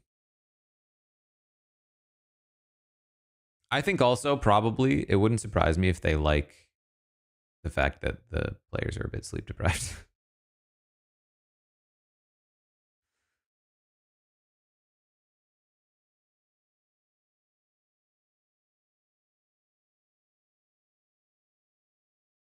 um, One thing to note about the roundtable, the stock watch, um, the the website for it is like it's been struggling. We have tried a couple times to like revamp it, but it's kind of tough. So there is a chance that that it breaks. There is a chance.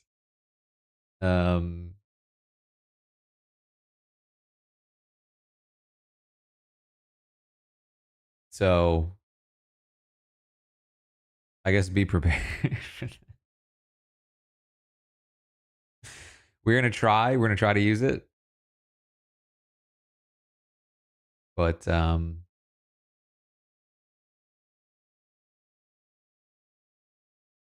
it's possible we crash the market. Honestly, I couldn't even tell you what's wrong with it. I don't know anything about it. How these things work.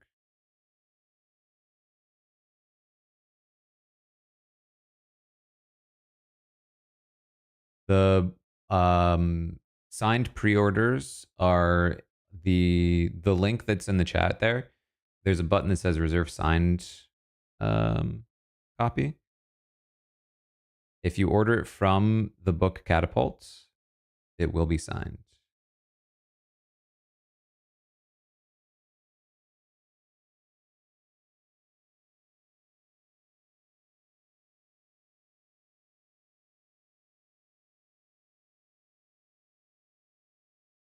Asking your library to buy that. I've actually, thank you. I've seen a couple people say that. That to me, I think is like seeing my book in a bookstore would be sick. But I actually think seeing my book in a library would be even cooler.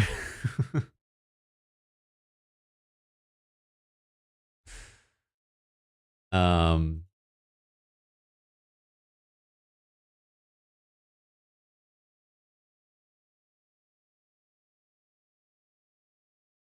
I don't know why. I think they're just libraries are cool.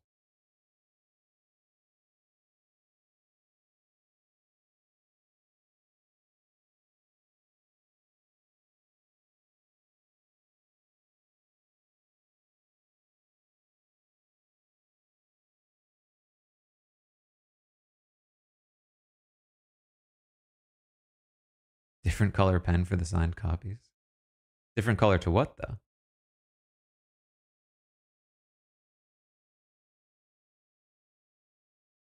Not black.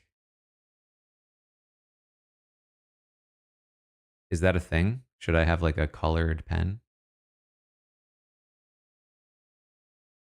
Purple pen? Blue?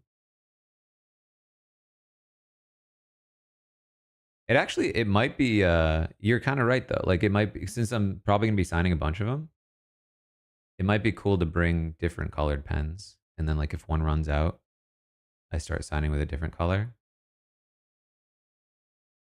And then you'll know. You'll be like, "Oh man, he signed mine with the purple." And that means he ran out of ink after the blue pen. I don't think it actually ran out of ink though. You can probably easily sign. And yeah, that's the thing. Do you use Sharpies or do you use pens? I got to figure all this stuff out.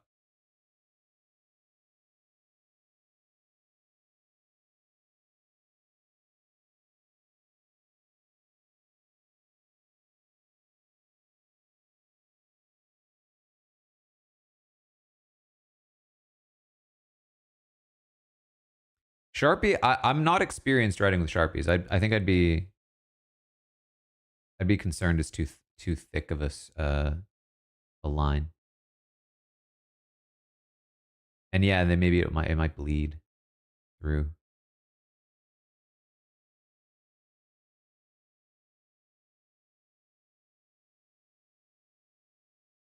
And these will be like properly signed. Like, not that it's not proper other methods theoretically, but it's not going to be printed on. I'm going to write on it.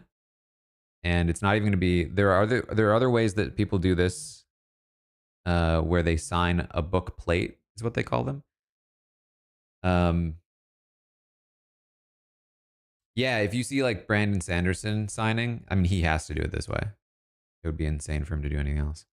But he takes a bunch of book plates, just like the pages. He signs those, and then they put those into the book.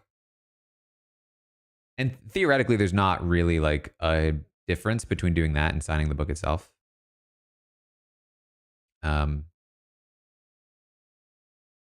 Because you're still actually writing that signature.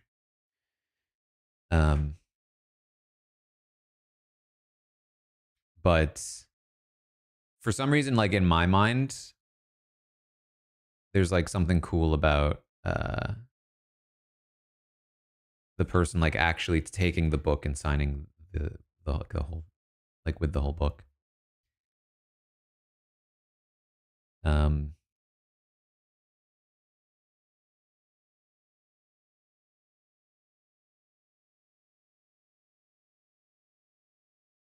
gotta start building up the stamina now.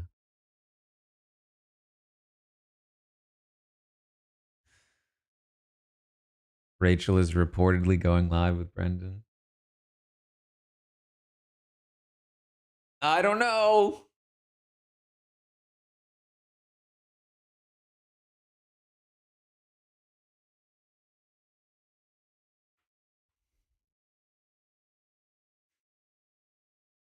I don't have an updated number. The last update I got was from yesterday when we did the stream.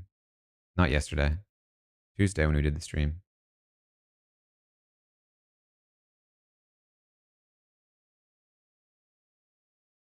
Where they said they had around 500 orders first day. So I don't know what it is now.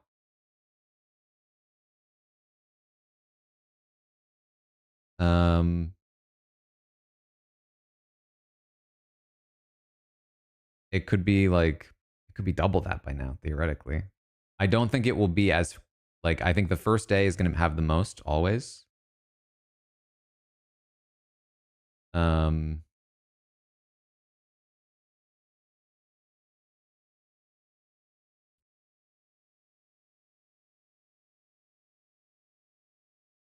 But yeah, who knows? I also think that the signed copies, like most of the people that will want a signed copy are the people who would buy it quickly.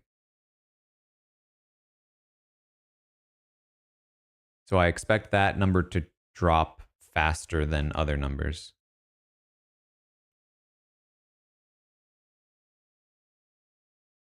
Yes. Yeah, somebody said, I think Taran knows it's Rachel, but Amber is completely correct in the YouTube chat. If I actually knew, I wouldn't have done the stream.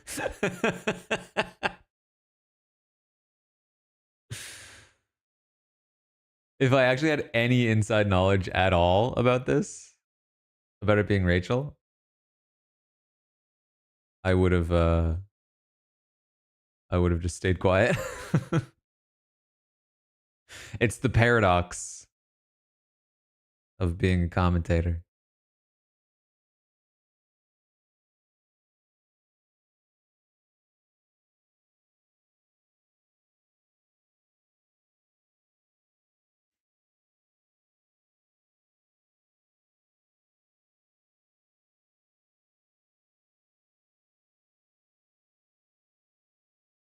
I will, at this point, I will be very disappointed if it's not Rachel.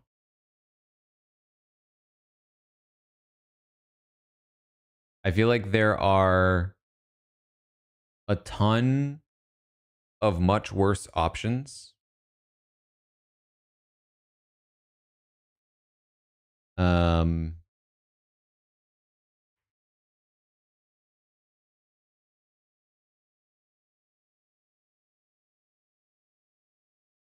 and if it was not Rachel and like somebody who sucks, like that'd suck. I have not tried Chat BCC. I have not tried it. Do people like it?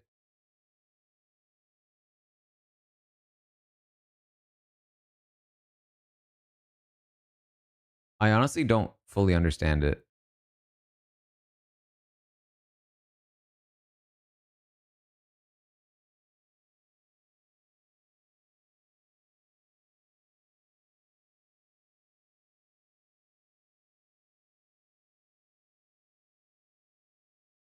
It doesn't have night mode?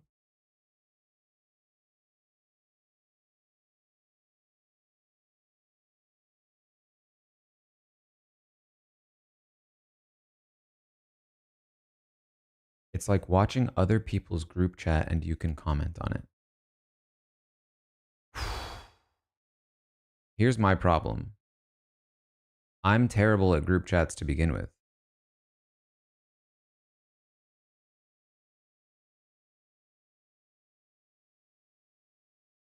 You put me in a group chat, I'm acting like it's I'm acting like it's chat BCC. I'm just watching.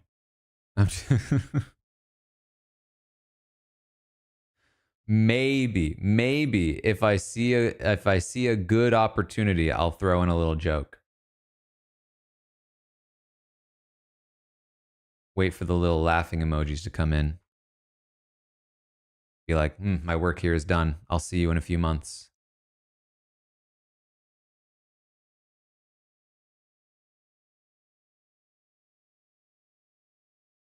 Otherwise, I'm just watching.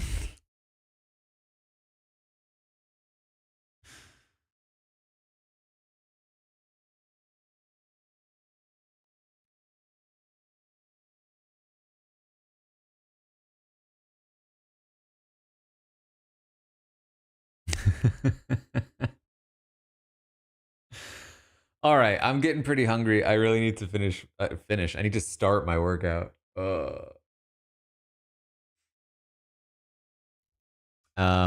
This was fun though. If it's not Rachel and we just streamed for 2 hours talking about Rachel, I guess it wasn't all about Rachel. But either way, I'll be even more annoyed now. So, thanks for hanging out. I will be live. Let's see, in like 4 hours to watch the premiere of Big Brother 27, and then we'll have the podcast after. And we'll go from there. Stay tuned. Check out the book. Check out the Patreon if you haven't checked that out. I just posted my reaction, my watch of episode 2 of The Genius, the original Genius. Yeah, that's about it. Thanks for hanging out, and I'll see you tonight.